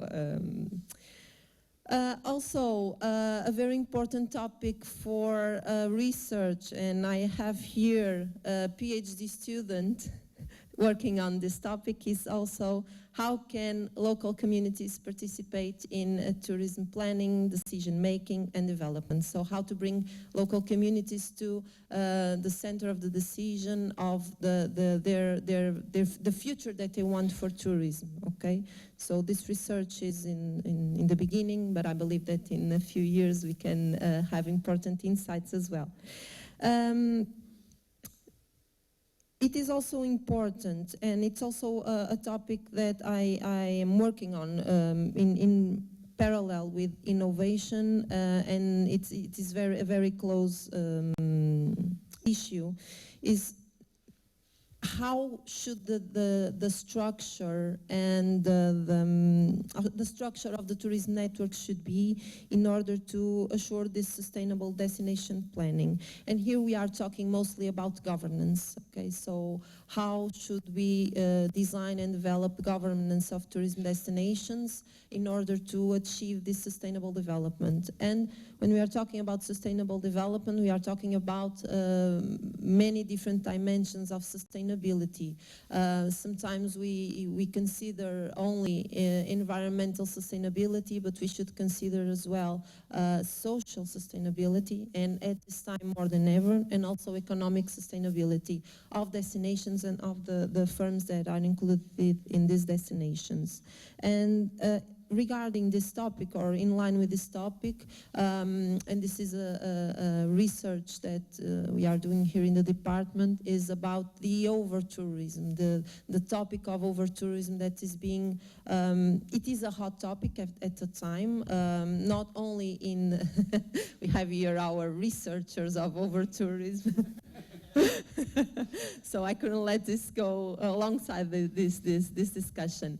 We talk about over-tourism, and over-tourism is not more than massification in cities at this time, okay? We have massified tourism destinations since 70s or 80s. But now this is a problem, okay? At the time it wasn't a problem. Now it is a problem because this is happening in cities. Okay, in Venice and Barcelona and Amsterdam and other European cities. Because we have massified tourism destinations in coastline resorts since 70s or since the 80s. This time this wasn't a problem. And why? Because in those destinations, tourism is or was and is the only economic activity. So people want tourism there because they live on tourism, okay? Now in cities, we have some people fighting against tourism because many of the people that live on the cities don't depend on this economic activity, and sometimes they forget that there are many people that recover their economy, unemployment rates are significantly low. Degraded areas in the cities were fully recovered due to tourism. So a lot of the life quality that they have in the cities now results from tourism. So what we want to achieve we don't want to reduce tourism in the cities. We also don't want that local residents to be expelled from the city centers, okay? So the idea here is to find a balance between good tourism development and a good quality of life for residents and for tourists. So achieving this balance is also one of our goals. And how do we include networks here? Very easily. So networks can help us to, for instance, and based on logistics, for instance, which is also a very important topic, how can we delocalize tourists from highly concentrated areas of the city or attractions and to move them to peripheral or low-density areas around the city, okay? And here you have that multiplier effect of tourism,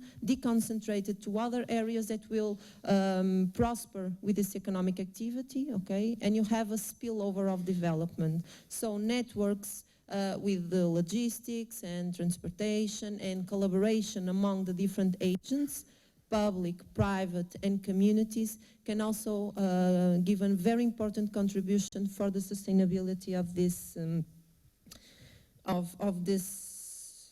this industry. To conclude, I would like to say that we are talking about sustainable development. When we talk about sustainable development nowadays, we talk about the SDGs, or the 17 Sustainable Development Goals. Tourism, by being systemic, cross-sectoral, multidisciplinary, has an enormous capacity to help to fulfill the 17 development goals. So it is very important also to do this exercise. How can tourism as an industry contribute to fulfill or partly fulfill each one of the 17 goals. The 17th goal is precisely the establishment of a global partnership for development, okay? Is the creation of global networks towards sustainable development. So the importance of networks is here also highlighted. Networks is considered by the UN to be the ultimate way to help to implement the necessary measures to fulfill the development goals. And it is an objective that was already present in the previous Millennium Development Goals, okay? So it is being developed for a long time. I would also like to pick up something that Luísa mentioned, which is the fact that tourists nowadays they want high tech in everything they do. They want fast experiences, but they also want tradition and authenticity. Okay, so it is also very important to achieve. And I think the way to be competitive, and sometimes we say, well, Portugal is a very competitive destination, it's growing a lot in terms of tourism, so what is this magic formula? There is no magic formula, and we have many factors contributing to this growth in our tourism.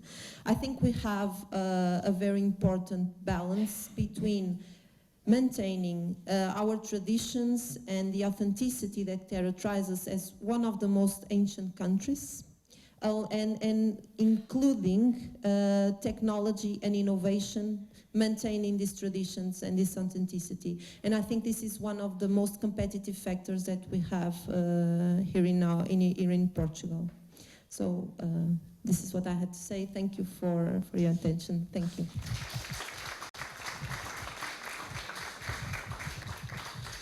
Okay, thank you very much for your contributions. They have been great, of course. And now the idea is to move the floor from this side to your side. So what we would like to do is look at this panel and look at the panel from the point of view that you have experts from different areas. And instead of thinking only about tourism, and of course you have Felipe is from tourism, but look at tourism from a different point of view in terms of management, economics, and industrial engineering, okay? You all are involved in research, PhDs. Some of you come from the PhD program, others come from the master and the bachelor program. So look at this panel and ask your questions. Would you like to ask questions? Medea was saying that she would like to ask a question. All right? I think we have only one microphone, so we are going to be a bit more dynamic. No problem. Medea, would you please come here? Let's make this more active, so we don't have to be too formal, okay? We are working. Medea, just come here. Medea has just finished the PhD, so she can look at this and she can analyze, give us her view, all right? Of course. Hello, everyone. Actually, I'm going to comment just a bit about our project, which is SPLASH, Special Planning for Change. Now, actually, we're known as over-tourism researchers. But this is not the point of our project. Actually, we are working on urban tourism and how urban tourism affects spatial planning. So when we look into this issue, we saw that our main problem nowadays is over-tourism. We are researching on 3 main cities, which are Lisbon, Aveiro, and Porto. And we have also some outputs by now that we did some questionnaires in Porto and Aveiro. And actually, we saw that residents, they are not so negatively about tourism. Actually, they want tourism in their cities, but they want to be part of this tourism. So one thing interesting that Filipa has said is that they want to be part of the planning and all the decision process. So this is one good output that we retrieve from this research that we can comment by now.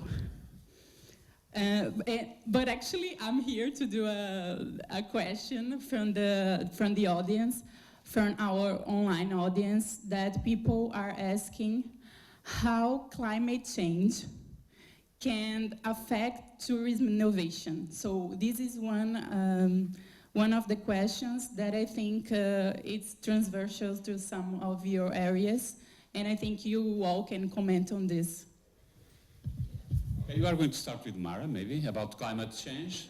And then eventually Margarita as well, she can come here and she can comment on that, okay? Let's make this more active, no problem at all. Margarita, you would like to come? Yeah. Mara will start, and Margarita will follow. Okay, so actually I'm going to talk about Artur, maybe. It's the most recent thing that we are working on with Margarita also, and João, which is there. We are trying exactly to see how does pollution affects tourism demand. So we have also learned a lot.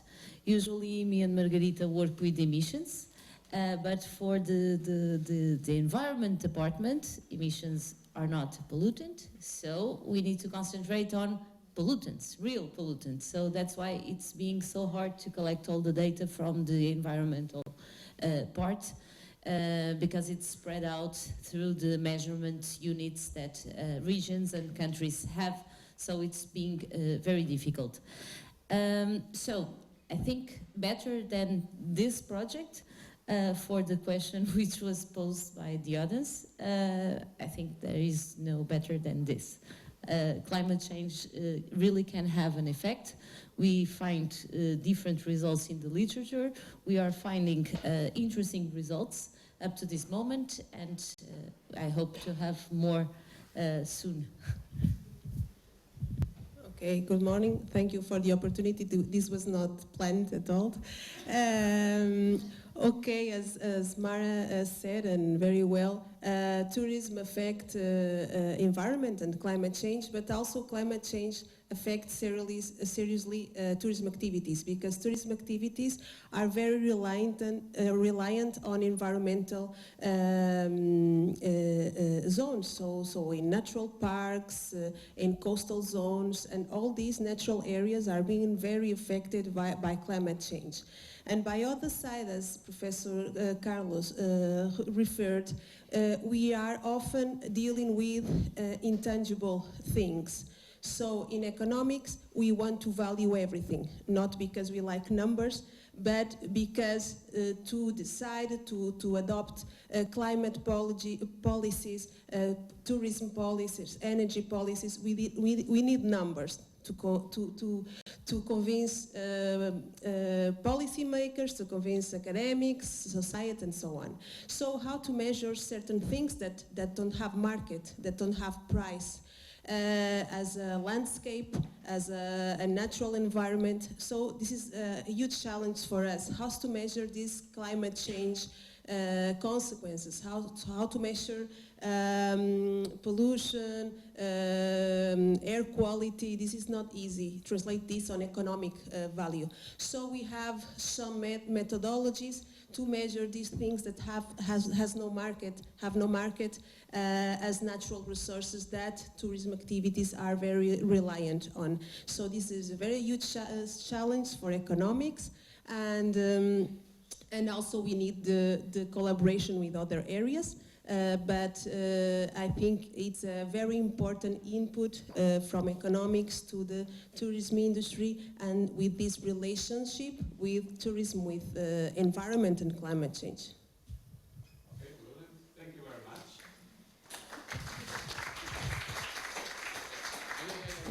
Okay.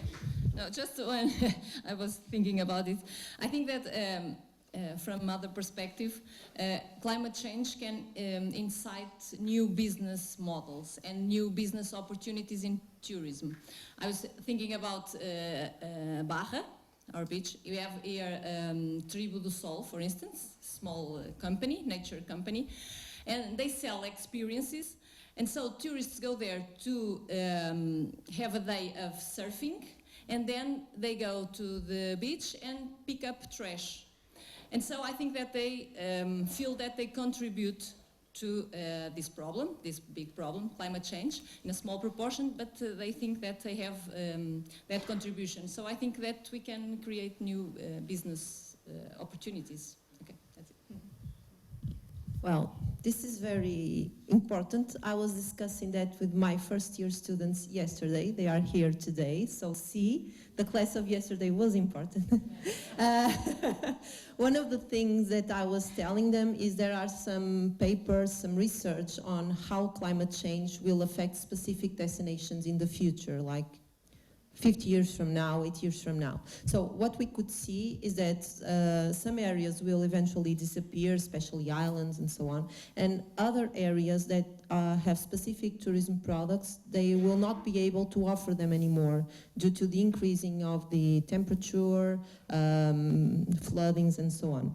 One of the things that we saw is that some destinations will be so hot that people will not be able to go there in the summer. So what can happen is that tourists will start to travel not in the summer but in other time of the year. So these changes can foster the development of new business models or even new tourism products in some destinations.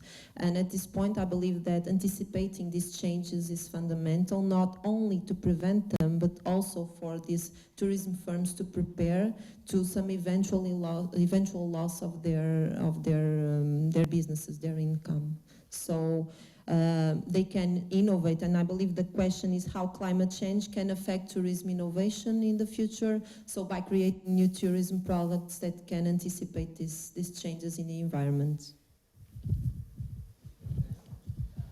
Yeah.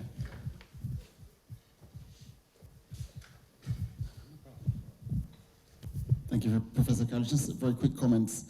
So my colleague, Professor Filipa, mentioned obviously rising sea levels and islands which may disappear. So we chose to go to the Maldives last summer before they disappear, because with rising sea levels, they're only 1 meter high, so it's very easy for them to disappear also very quickly. That was a nice experience. I must say, though, that the coral reef, as corais, they've gone white, so absence of color. This is due to pollutants and also due to the added temperature, additional temperature, 1 or 2 degrees higher. And also while in Australia, we experienced something which we don't really talk about much here, because it's a long way away, is the jellyfish. I just checked on my cell phone, it's actually true. The rising temperature in the sea makes jellyfish proliferate, so there's jellyfish everywhere, and they are very, very dangerous. Forget crocodiles, forget sharks, be careful with jellyfish. They have jellyfish the size of your little fingernail, transparent, you can't see them, and they will kill you in 30 minutes just by brushing against your skin. Now, the Australian tourism authorities will say it's not the jellyfish. They'll say it's just people having heart attacks because they provoke heart attacks. And you'll have tourists having heart attacks within 20 minutes of each other and 20 meters away, and they say, no, it's just a coincidence, it's not a jellyfish. Keep coming to Australia, keep swimming in our waters, but funnily enough, the locals don't swim in the water in Australia, in Queensland, from October to May, because it's too warm, too dangerous. It's only us tourists who actually go there and do that, because we've come so far away, and travel agencies here don't warn us of the effects of pollution, global warming, etc. Thank you very much. Thank you so much. So hello everyone. So I'm also one of the members of the over-tourism group. And yeah, sorry for putting my back to you. But anyway, first I would like to comment, Professor Manuel, about the coral reef, which is really one of the most important issues nowadays. Also, like in a really big part caused by tourism. But I don't know also if the audience and if the members of the panel have heard about this kind of like an attempt to regrow the coral reef.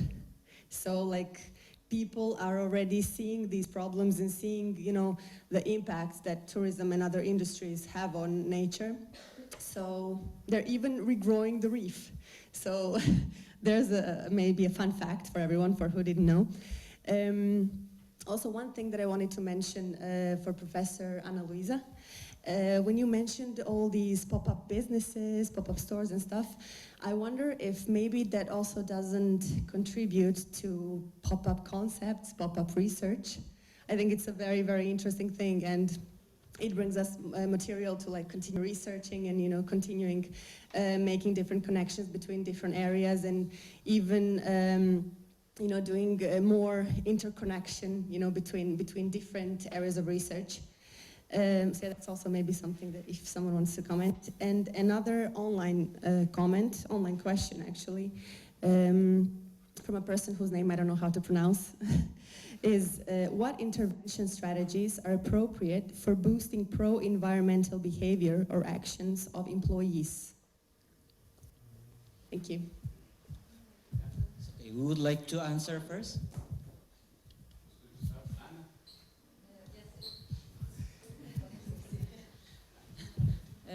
Regarding pop-up experiences, I think, yes, it's a wonderful idea. We have pop-up stores, pop-up retail, pop-up restaurants, pop-up nightclubs.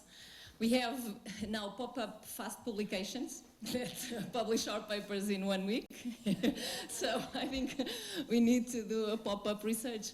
And I think that the modeling research is very important, because we need to sit at the same table, different perspectives, different areas, and we need to speak the same language.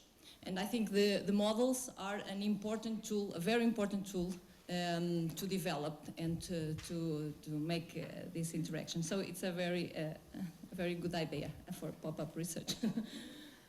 Then. Hello, so very, very interesting question. So you mentioned rebuilding the coral reefs, is that what you're saying? Now, regrowing, okay. Fantastic idea. I think we could involve children, involve schools. I don't know actually how the process actually works. I do know that I've planted trees, not very successfully, unfortunately. They tend to die when I plant them, so I've got to keep working on that. But it would be an interesting notion, because there's a lot of publicity and a lot of events, even here at the University of Aveiro, giving out plants and trees to younger people and also to older people. It would be interesting to see how we can involve schools and children in regrowing the coral reef and getting an interest, obviously, in the younger generations. I think that's a fantastic idea. Congratulations. Congratulations. Okay. I think I'm going to talk about the other question. I don't know if I understood quite well, is the role of employees in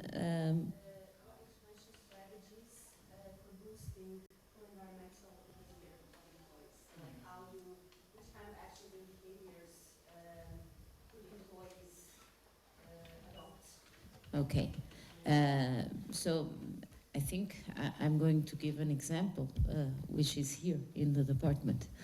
Mainly employees are individuals, persons, with a personality, with an individual behavior, and this is very hard to change. I think that mostly we need to start with small things, like warnings in the bathrooms, because all the time when I get out from my office, I see the light in the bathrooms, which is I don't know, open? No, on, which are on, and no one is in there. So I don't know how can a person need light in some space in a room if they are not there. At home, I'm always closing the lights, so I'm used to do that. And I think that we can start by small warnings in the rooms that we have. Whenever I stop class, and if some of my students still are inside the room, and I always tell them, please turn off the lights when you leave. And these are small things that we can teach persons. Maybe with a funny warning that call our attention, because having a simple thing saying, please turn off the light, will not work. So I think that we need to bet in the marketing part of this to call attention for everyone, not only employees, but the rationing of water, the small behaviors that we need to have to fight climate change is something that can be learned, and but it is still very hard to make people learn about these important issues. Maybe we are hoping in classes when we talk about these kind of issues that our students, this new generation of students, are more concerned about these things, and they will have a different behavior in the future and will behave better as employees. That's my opinion.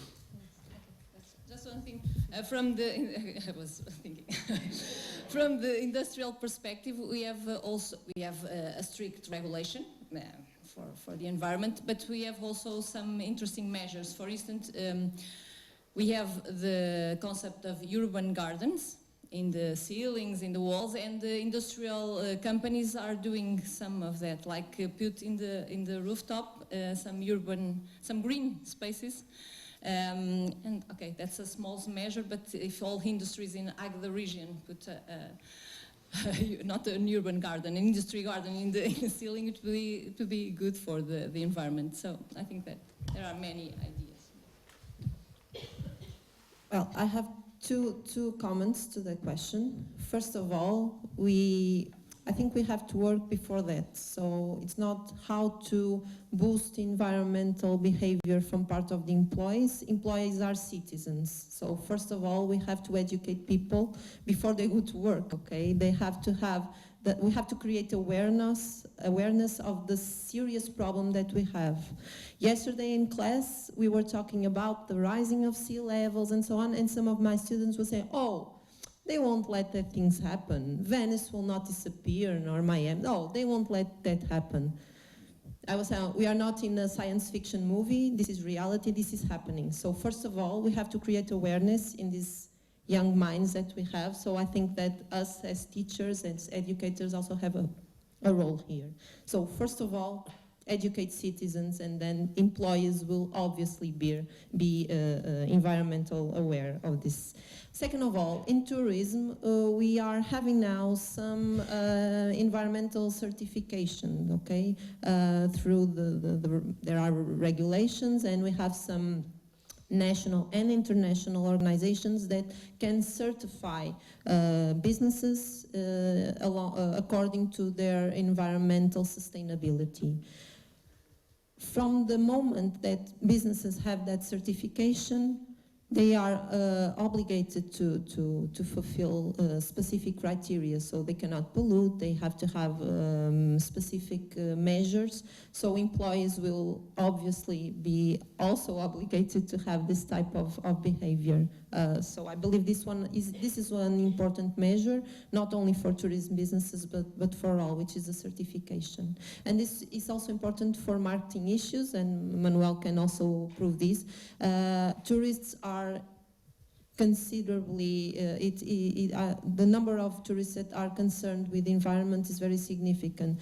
There was a study developed by Booking a few weeks ago, and they concluded that around 70% of tourists they choose their destination and the hotels where they stay according to sustainable issues, okay? And half of the tourists, they were available to change their decisions according to sustainable issues from the part of the firm. So I think this says everything. Just say something with respect to this last point that Filipa has spoken. Usually, or in most of the time, when I travel abroad for research, for presentations, or just for fun, I stay in hotels, and it is very fun to read the notification that if we leave our towels in a given place, they will not replace it, so we are protecting the environment. Surprisingly, I do that, but when I get out, when I come in again, they change the towel. So why is that worse? So yes, I don't know. It's this kind of behaviors that we need to change. So, or else I will leave the towel in the floor so they could change. I don't know. Okay, so more questions? Who's going to ask the next question? Maria João, you're asking. We are picking them from the audience, as we have realized. Yes. Good morning. I want also to ask a question. I didn't heard everything that Manuel said, but I heard him saying that today in tourism we have to focus more on experiences than on delivering or providing services or products. And so sustainability of tourism businesses relies a lot on offering appealing experiences that will satisfy the customers, the visitors.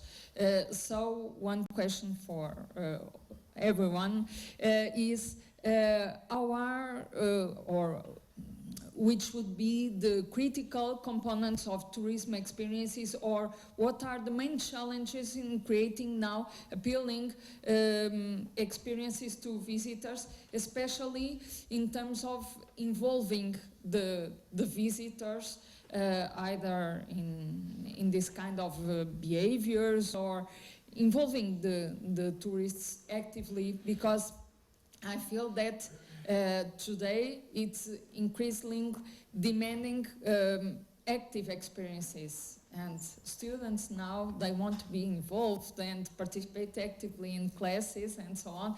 So, and this happens also with the visitors. So from your point of view, with technologies, you have talked about this and so on, what can we make to create these kind of experiences and turn the tourism field more sustainable?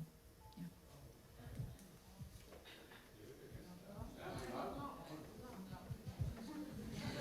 Sorry. Thank you, Professor Maria João. It's a very, very interesting, difficult question, I think. Making experiences appealing. We heard just earlier on Professor Dipra Jha from Lincoln, USA, University of Nebraska, stating that people enjoy stories but forget information.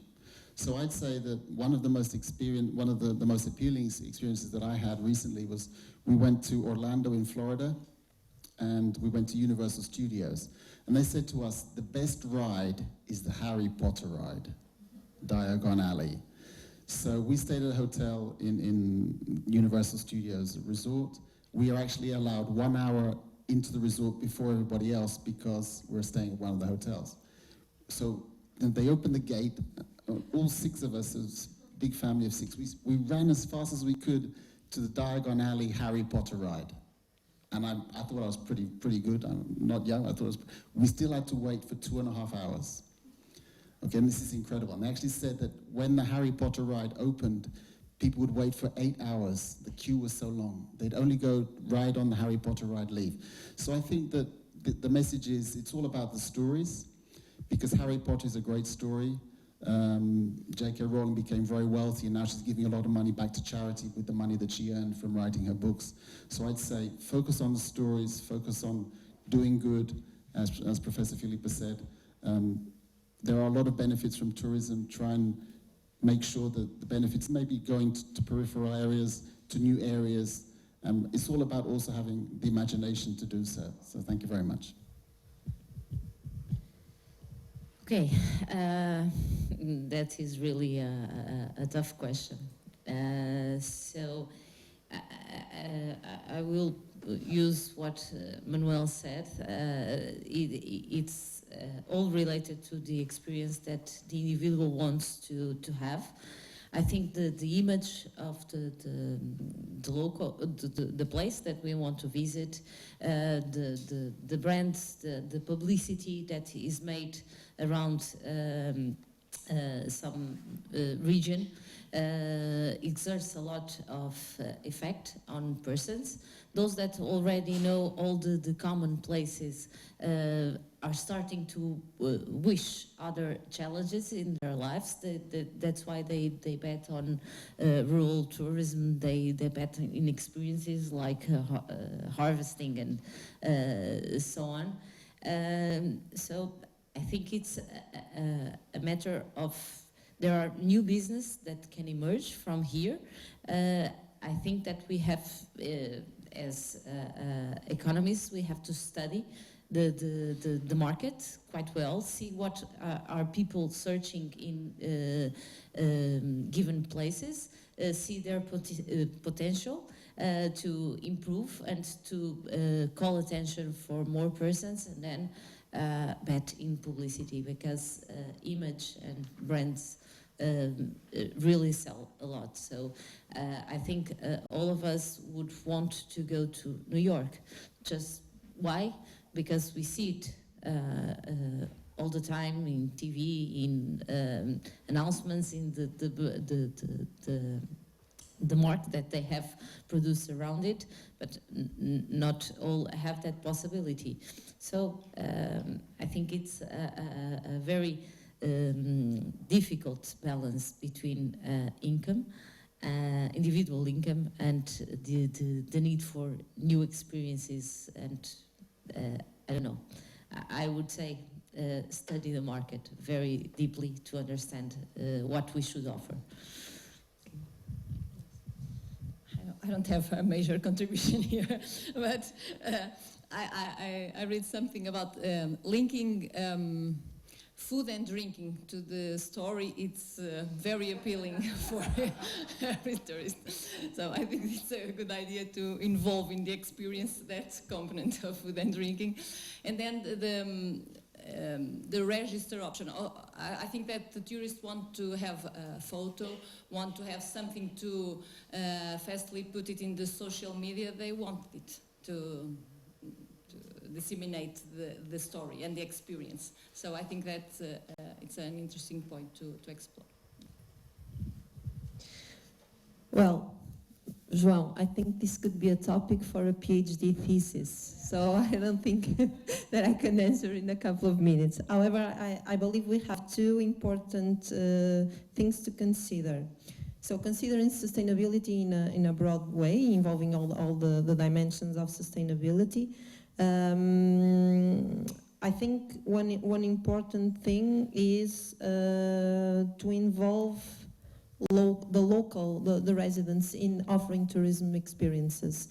What Manuel was telling about telling stories, what Anna was talking about food and wine, local gastronomic dishes. So people, when they travel nowadays, they want to search for unique and memorable experiences, and you cannot find that from standardized products.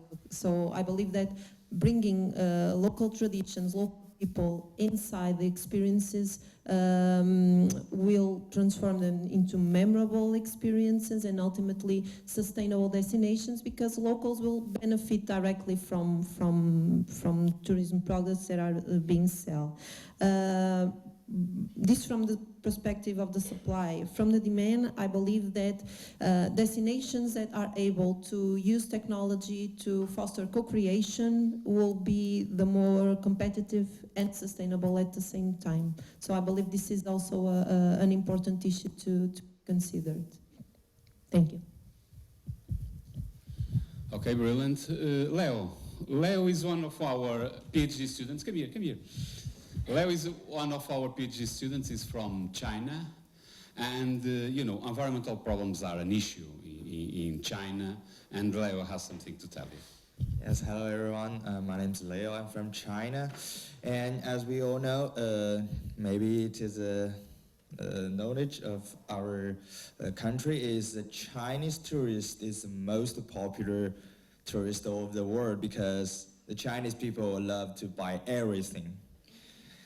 Even maybe it's product useless, but for us, we think it have some value. We have spent money to cost our money to buy products. So I have one question for everyone: is, as we all know, the China and Europe have more and more cooperation, and we have to under the One Belt One Road, we can communicate each other by train, not by boat, because if we conserve it by train, the products will from China to here, maybe 10 or 50 days, but by boat, more than half years, maybe half year.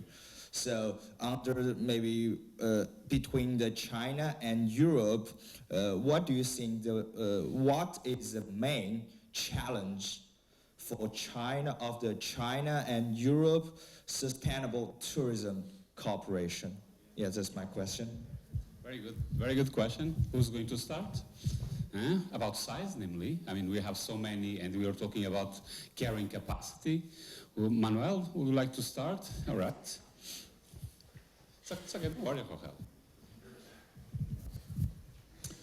Hello, Leo. Do you know my mom is Chinese?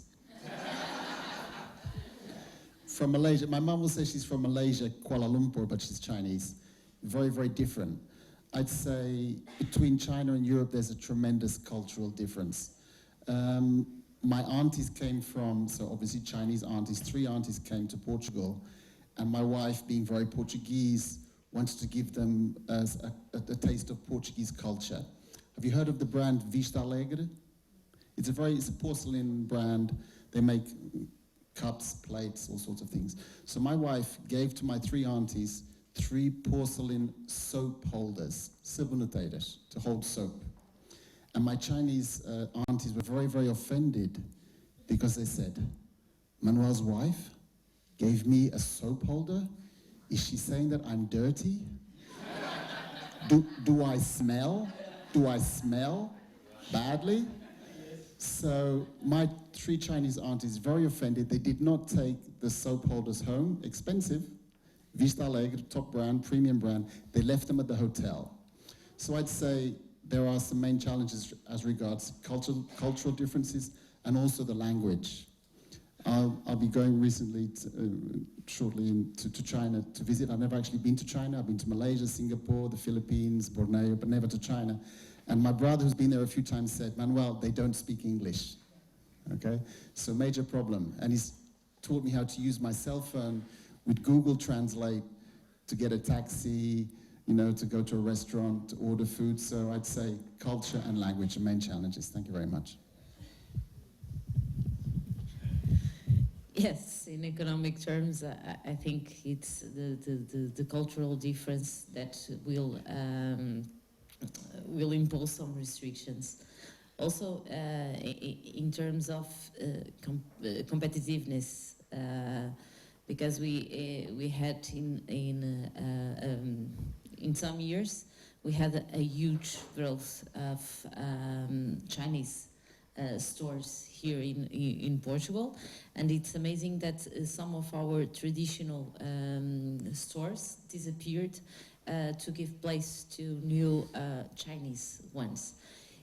Yes, it's good. It turns the economy more competitive, but it also poses a lot of challenges. I don't know if in the tourism field persons come to a place to see Chinese stores, or if they want to buy some crafts from the place. So I think that this made us wonder in economic terms the challenges that are imposed by these global communities. So I don't know. Yeah, okay. I have the same problem of Manuel. I went to China a few years ago, and the language was the major problem. Because it's difficult to communicate. I think that's the big problem. I have a child of 7 years old, is learning Chinese here at university, because I think he likes a lot. And I think there is a major potential between our two cultures. I think there are some sectors that could be pioneers. For instance, the health sector. I think that traditional Chinese medicine is becoming to being used, to be explored, and I think there are many opportunities to health tourism, for instance. I think there are sectors that could become pioneer, and then a photo machine will make wonderful things. Yeah. Yeah. Okay, so I agree with what Manuel said and Mara. So I believe that language can be the main challenge. Well, specifically in what concerns Portugal, well, China is one of the top country in terms of outbound tourism. Also, Chinese are the top spenders in tourism, but they are still not on the top markets of Portuguese tourism, okay? They come a lot to Europe, but here to Portugal, they still don't come. But I believe that the main challenges are mainly the language, cultural differences, and obviously the market size, because Chinese have a very, very large market, and it can also be a challenge, especially for smaller countries or smaller destinations that may not be prepared to accommodate Chinese tourists. Okay, thank you very much. So we are just about to close. 5 more minutes and we will close this session. We are going to take one question from Ivana. She's asking a second question, and then I'm going to ask Mariana also to give us a perspective about the profile of papers we are getting in our journal, and namely because our journal is expanding, is now in Scopus, and we will take that one. So Ivana, would you like to ask your question?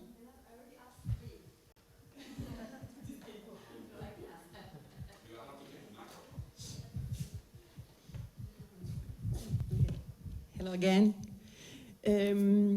So just to conclude, I would like to ask you more insights about interdisciplinarity in tourism.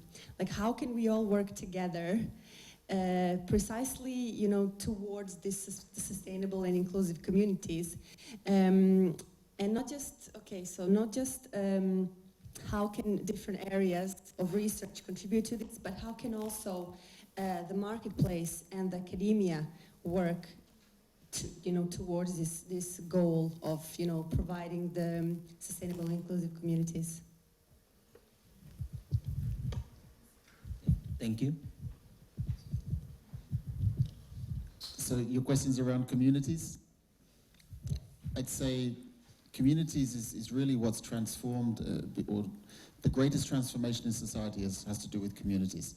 Because it's all about social networks today. It's all about Facebook, Instagram, WhatsApp. For example, my wife will have a community with the mothers of the children who are classmates of our children. My wife will have a community of followers or who go on trails and running, events with her. My wife will have a community with her nieces and nephews. She'll have a community we have family members come over for Wednesday dinners. So it's all about the communities, and it's about understanding what brings people together and also forces us to go apart. So I'm not sure I'm asking you a question very much. Is this basically? Yes.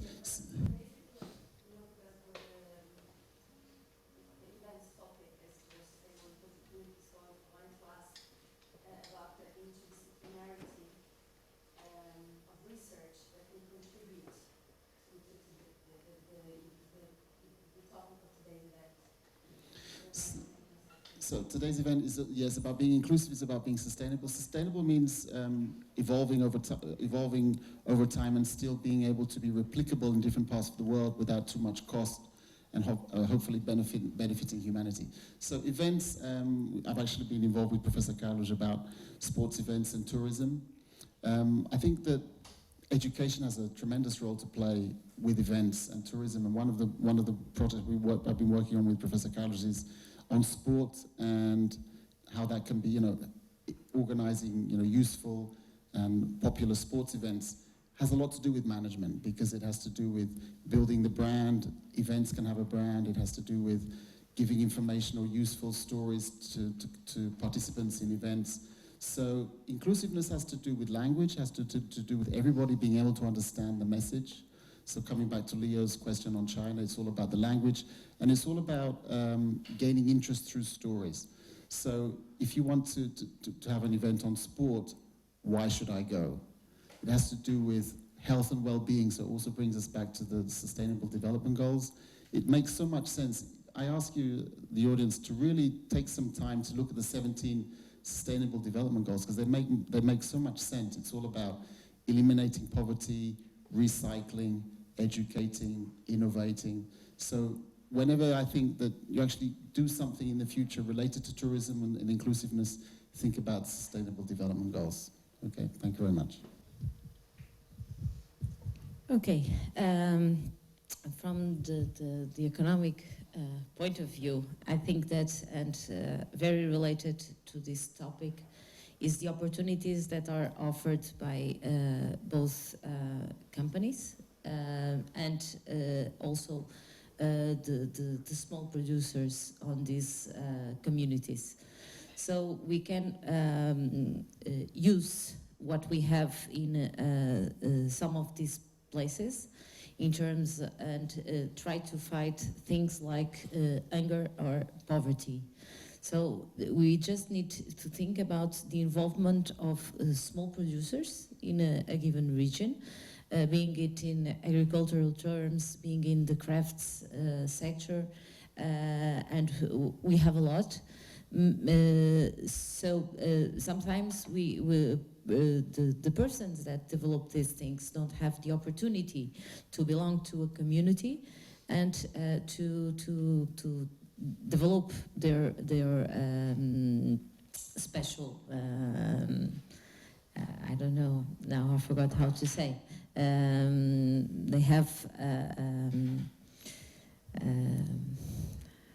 okay, so they have an opportunity of business, they don't know how or exactly how to develop this business and contribute to economic growth. So if we can involve both things, we can contribute to the sustainable goals, we can contribute to an inclusive tourism, and I think that here we have a lot to do research.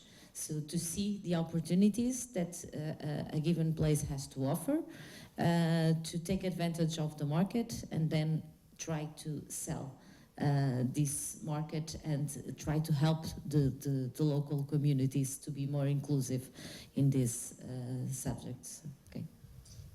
Okay, just to finish from the perspective of industrial engineering, I think no, we use the techniques of industrial engineering to improve the infrastructure and the operations of the service destinations. So I think that, for instance, there are several examples of restaurants that close the doors because the community don't want that restaurant on that city. So I think that we need, when we design the service, we need to involve the stakeholders and the community, which is also a stakeholder, in the design and the improvement of the operations. And we use the techniques of industrial engineering. We use lean practices, we use simulation to analyze queuing lines, we use techniques for quality assessment, we use capacity management techniques, so I think that there is a close proximity in the two fields. Well, just to conclude, because we are short on time, research in tourism and what we do in the universities and academia is by definition multidisciplinary. So when we research, we include management and economics and engineering and many other areas. The thing here is to make research applied, okay? If you develop applied research projects and you research alongside the communities, the societies, the local businesses, the residents, then you can bring them to the center of the research, and your outputs, your contribution will be make communities inclusive, okay? Thank you. Okay, thank you very much. Just to conclude also, and I have asked Mariana to join us because we can look at the way tourism operates as a platform. For instance, from the way our journal is working in this department, and not only the department, in Portugal and abroad. We created Journal of Tourism Development in 2004, so 15 years ago, Revista de Turismo e Desenvolvimento. We publish in English, Portuguese, and Spanish as well. Yes, we also publish in Spanish as well, yeah. And so, in the meantime, we have applied for Scopus, and the journal is now indexed in Scopus. And I'm going to ask Mariana, because we are getting papers from a wide variety of fields. I mean, tourism, as we said right in the beginning, involves a number of areas, economics, management, and so on. And the profile of papers we are getting there also give us the kind of contributions and research questions, you know, both PhDs and MSc students can ask for their own research. Mariana, would you have a word? So as Professor said, my name is Mariana. I'm the editor coordinator of the Journal of Tourism and Development. And as we all know, and as we have seen here, tourism is a multidisciplinary field. So we publish all sorts of themes, like we have gender in tourism, technology in tourism, destination image, marketing, everything. But since a few years ago, we have noticed that there are some themes that have been more regular on our journal. For example, our previous edition was a special issue about Asia, and we had some things like tourism quality of life and communities in tourism and conservation models, which are themes that a few years ago wouldn't be so common to have in tourism. Next year, for example, we will host the InfTour conference here at the university, and the theme is the Sustainable Development Goals. So there are a lot of issues related with sustainability, communities, that are being more and more relevant into the tourism field. Our number of submissions has increased a lot recently due to our Scopus inclusion also, but not only. And I think that these issues will continue to be the motor for tourism. And I think it's really important to keep on researching on this and of course to publish in our journal. And I invite all of you to submit your papers and your contributions to our journal. So thank you very much. We are going to close this panel. Let's thank, Rogelio is going to mention that. So we'd like to thank you all for coming, for joining us. I mean, we have already thanked the previous panel, so thank you very much. And now I'm going to stay here with Rogelio, and we are going to make a few and the final remarks right in the end of this conference. Rogelio, would you like to join us? Just a seat.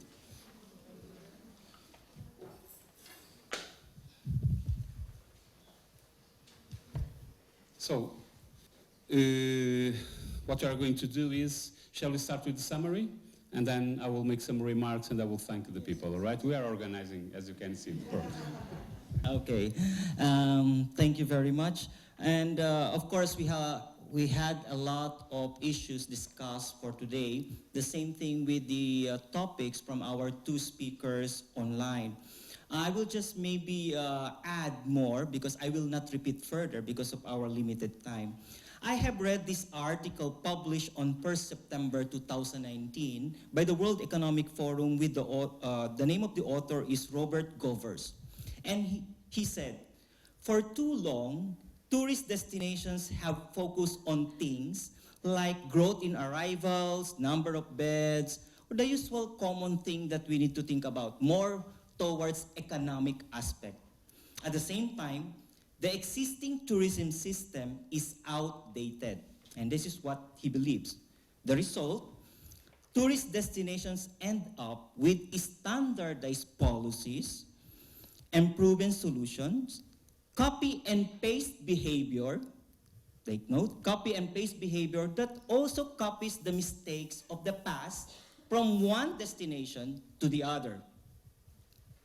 Now, it is giving way to this problem of over-tourism and citizen retaliation.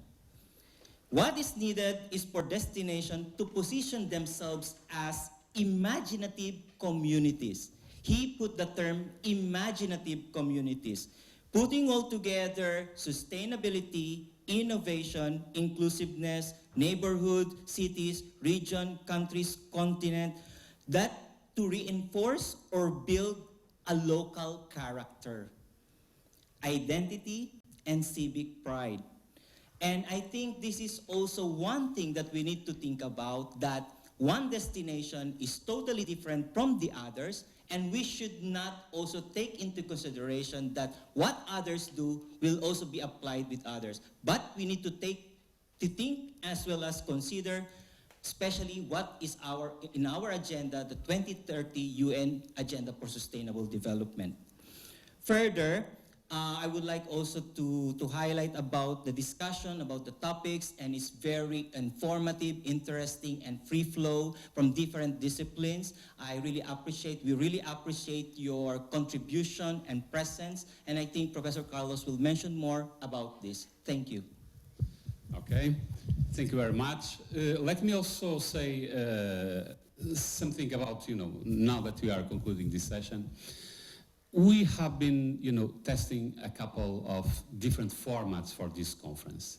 I'm not going to say that this is a low-cost conference, but we are very close to that. Nowadays, we have to think about saving money, of course. We have to think about linking people across the world.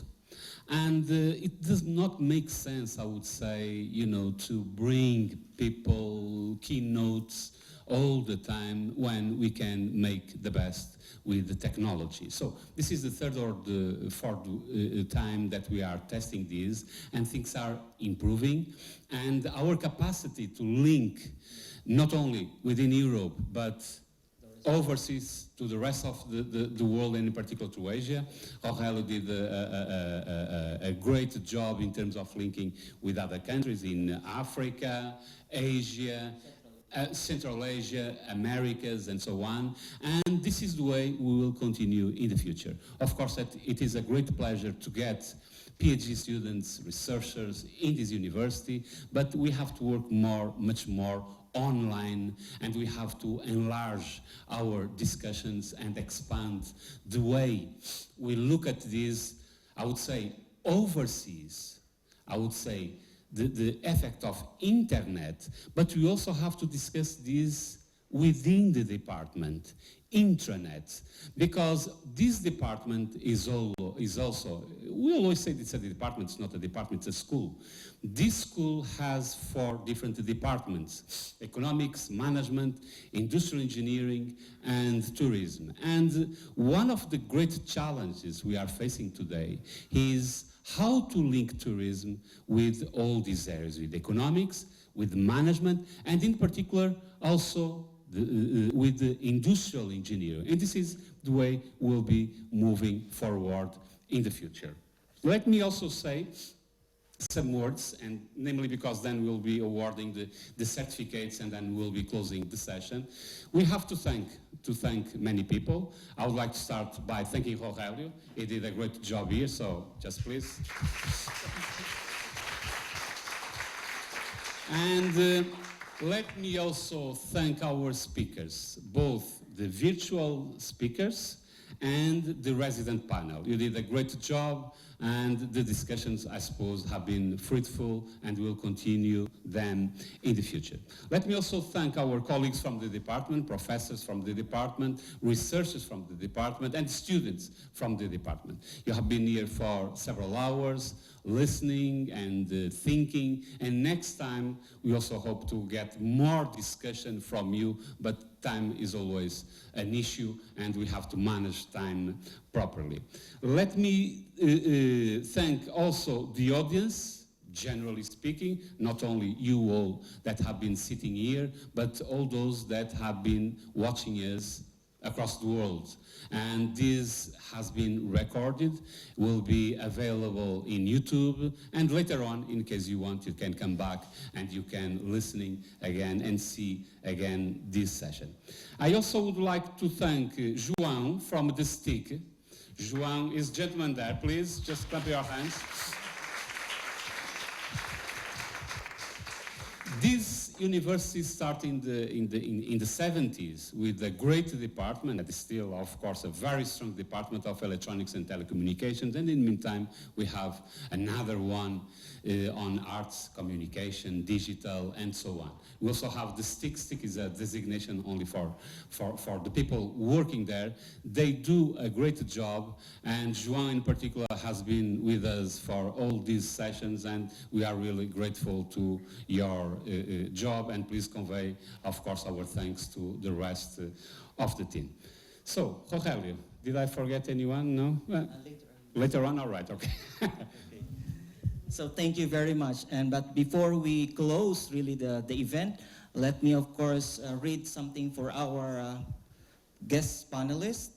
We would like to present the certificate of appreciation to be awarded to all our guest panelists in recognition of their active participation and invaluable contribution to the presentation and conduction of this Forum 2019, Tourism Empowers Towards Sustainable and Inclusive Communities, given this 25th day of October 2019 at DG Auditorium, University of Aveiro, Portugal, signed no other than, of course, less than other than Director and Head of our department, Professor Carlos Manuel Martins da Costa.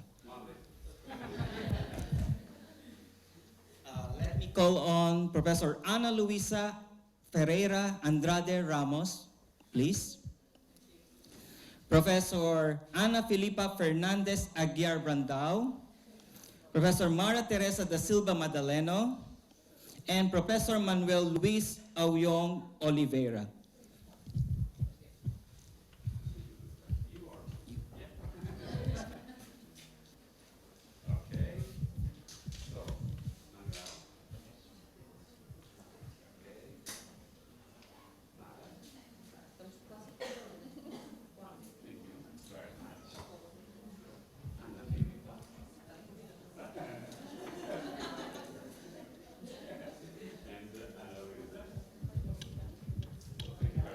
Okay, just stay put.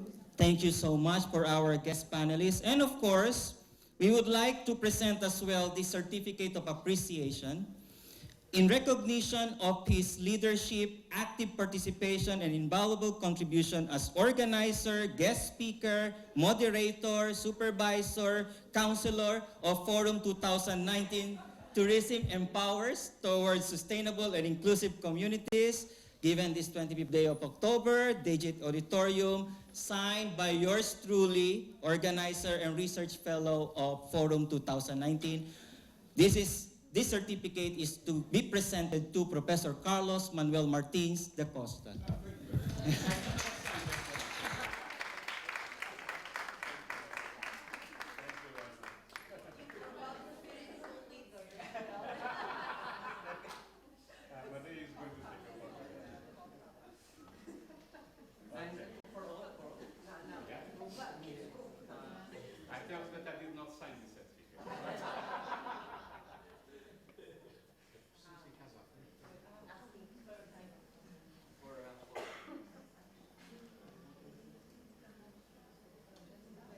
So thank you very much, guest panelists. But please, a few more minutes just for some announcement. Thank you so much. You can, as what Mariana said previously, we have the Journal of Tourism and Development already indexed in Scopus, and we have received the confirmation by 4 weeks from now. It will be there in the website. So that is really a very good news. We just had inaugurated our Digit Research Lab last September 20. This is actually for PhD and postdoc students that you can find on the second and third floor. This is, I think, one of the first in the University of Aveiro in order to be used by researchers, PhD students, postdoc, visiting scholars, for them to integrate and collaborate in terms of research, academics, and so on. Another milestone of the Digit, or our department, is actually since last year, we have actually initiated this Memorandum of Understanding or collaboration, partnership with the following universities: Polytechnic University of the Philippines in the Philippines, Manila, Universidad de Eduardo Mondlane in Mozambique, Universitas Jember in Indonesia, Taylor's University in Malaysia. We have also Hawassa University in Ethiopia and University of Zululand, which is currently now for signing of the partnership or collaboration. In addition, we will have the GovCo research seminar that is regularly being conducted not by our department alone, but by several different departments and researchers. And the next one will be on 30th October at the other room or department in DCSPT. Well, the most important event of all that you will be expecting next year, Invitur 2020 is considered one of the largest tourism academic conferences in the world in terms of participation of authors, presenters, and participants. And we would like to invite all of you to participate in this important international conference that will be held on from May 13 to 15, 2020. And currently, we are accepting applications or submissions for abstracts, extended abstracts, and full papers. So the deadline, the new deadline is November 30, 2019. That will be next month. And we will have those following speakers. We just have the problem on the side, the photo. Okay. Now, last, I would like to call on that these students, people, professor, or individuals, Mariana Martins, Cesar Antonio Bittencourt, Paulo Bento, Silvana Micaela Jesus Serrao, Margarida Ribeiro, Teresa Liao, Camila Parodi, Joao Almeida, Mario Luis de Alves, and Paulo Sergio Teixeira Costa. You are the lucky winners of our special prizes, so you can get your prize from our students there later on. Okay, and thank you for that.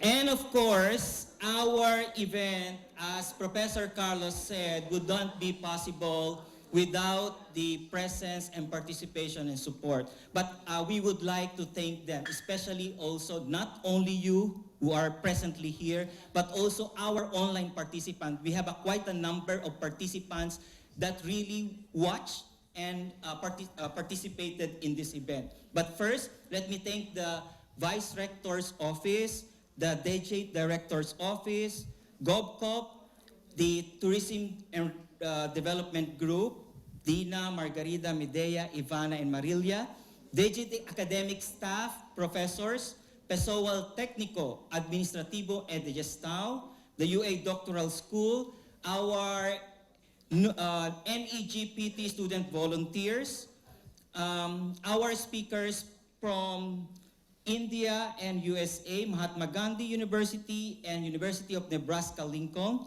And I would like to mention also the institution which participated in today's session. Adamson University in the Philippines, Kuala Lumpur Metropolitan University College in Malaysia, Macro Asia in the Philippines, Meru Betiri National Park in Indonesia, Minimark in Portugal, National Kaohsiung University of Hospitality and Tourism Taiwan, Nelson Mandela University in South Africa, Oman Tourism College in Muscat, Oman, Polytechnic University of the Philippines, Manila, Philippines, Silk Road International School in Uzbekistan, STI College of Novaliches in Manila, Philippines, Tourism Integrated Environment Management and Local Development in Ethiopia, Universidad Autónoma del Estado de Mexico in Mexico, Universidad de Alicante in España, University of Central Asia in Uzbekistan and Tajikistan, University of Delhi in India, University of Jember in Indonesia, University of Tehran in Iran, Wolega University in Ethiopia, and of course, our national institutions, Escola de Turismo y Hotelería de Coimbra, IPCA, Instituto Politécnico de Cavado y Ave, ISCA, Instituto Superior de Contabilidad y Administración de Aveiro, and of course, the University of Aveiro. Our sincerest thanks and warmest appreciation to all of you, especially the audience, professors, guest speakers, panelists, the organizing committee, the students, PhD, master, bachelor, and those from other institutions who are also physically present here. And I would like to mention also a special mention to our STIC staff for their wonderful job in today's event. So, thank you so much to everyone. Muito obrigado.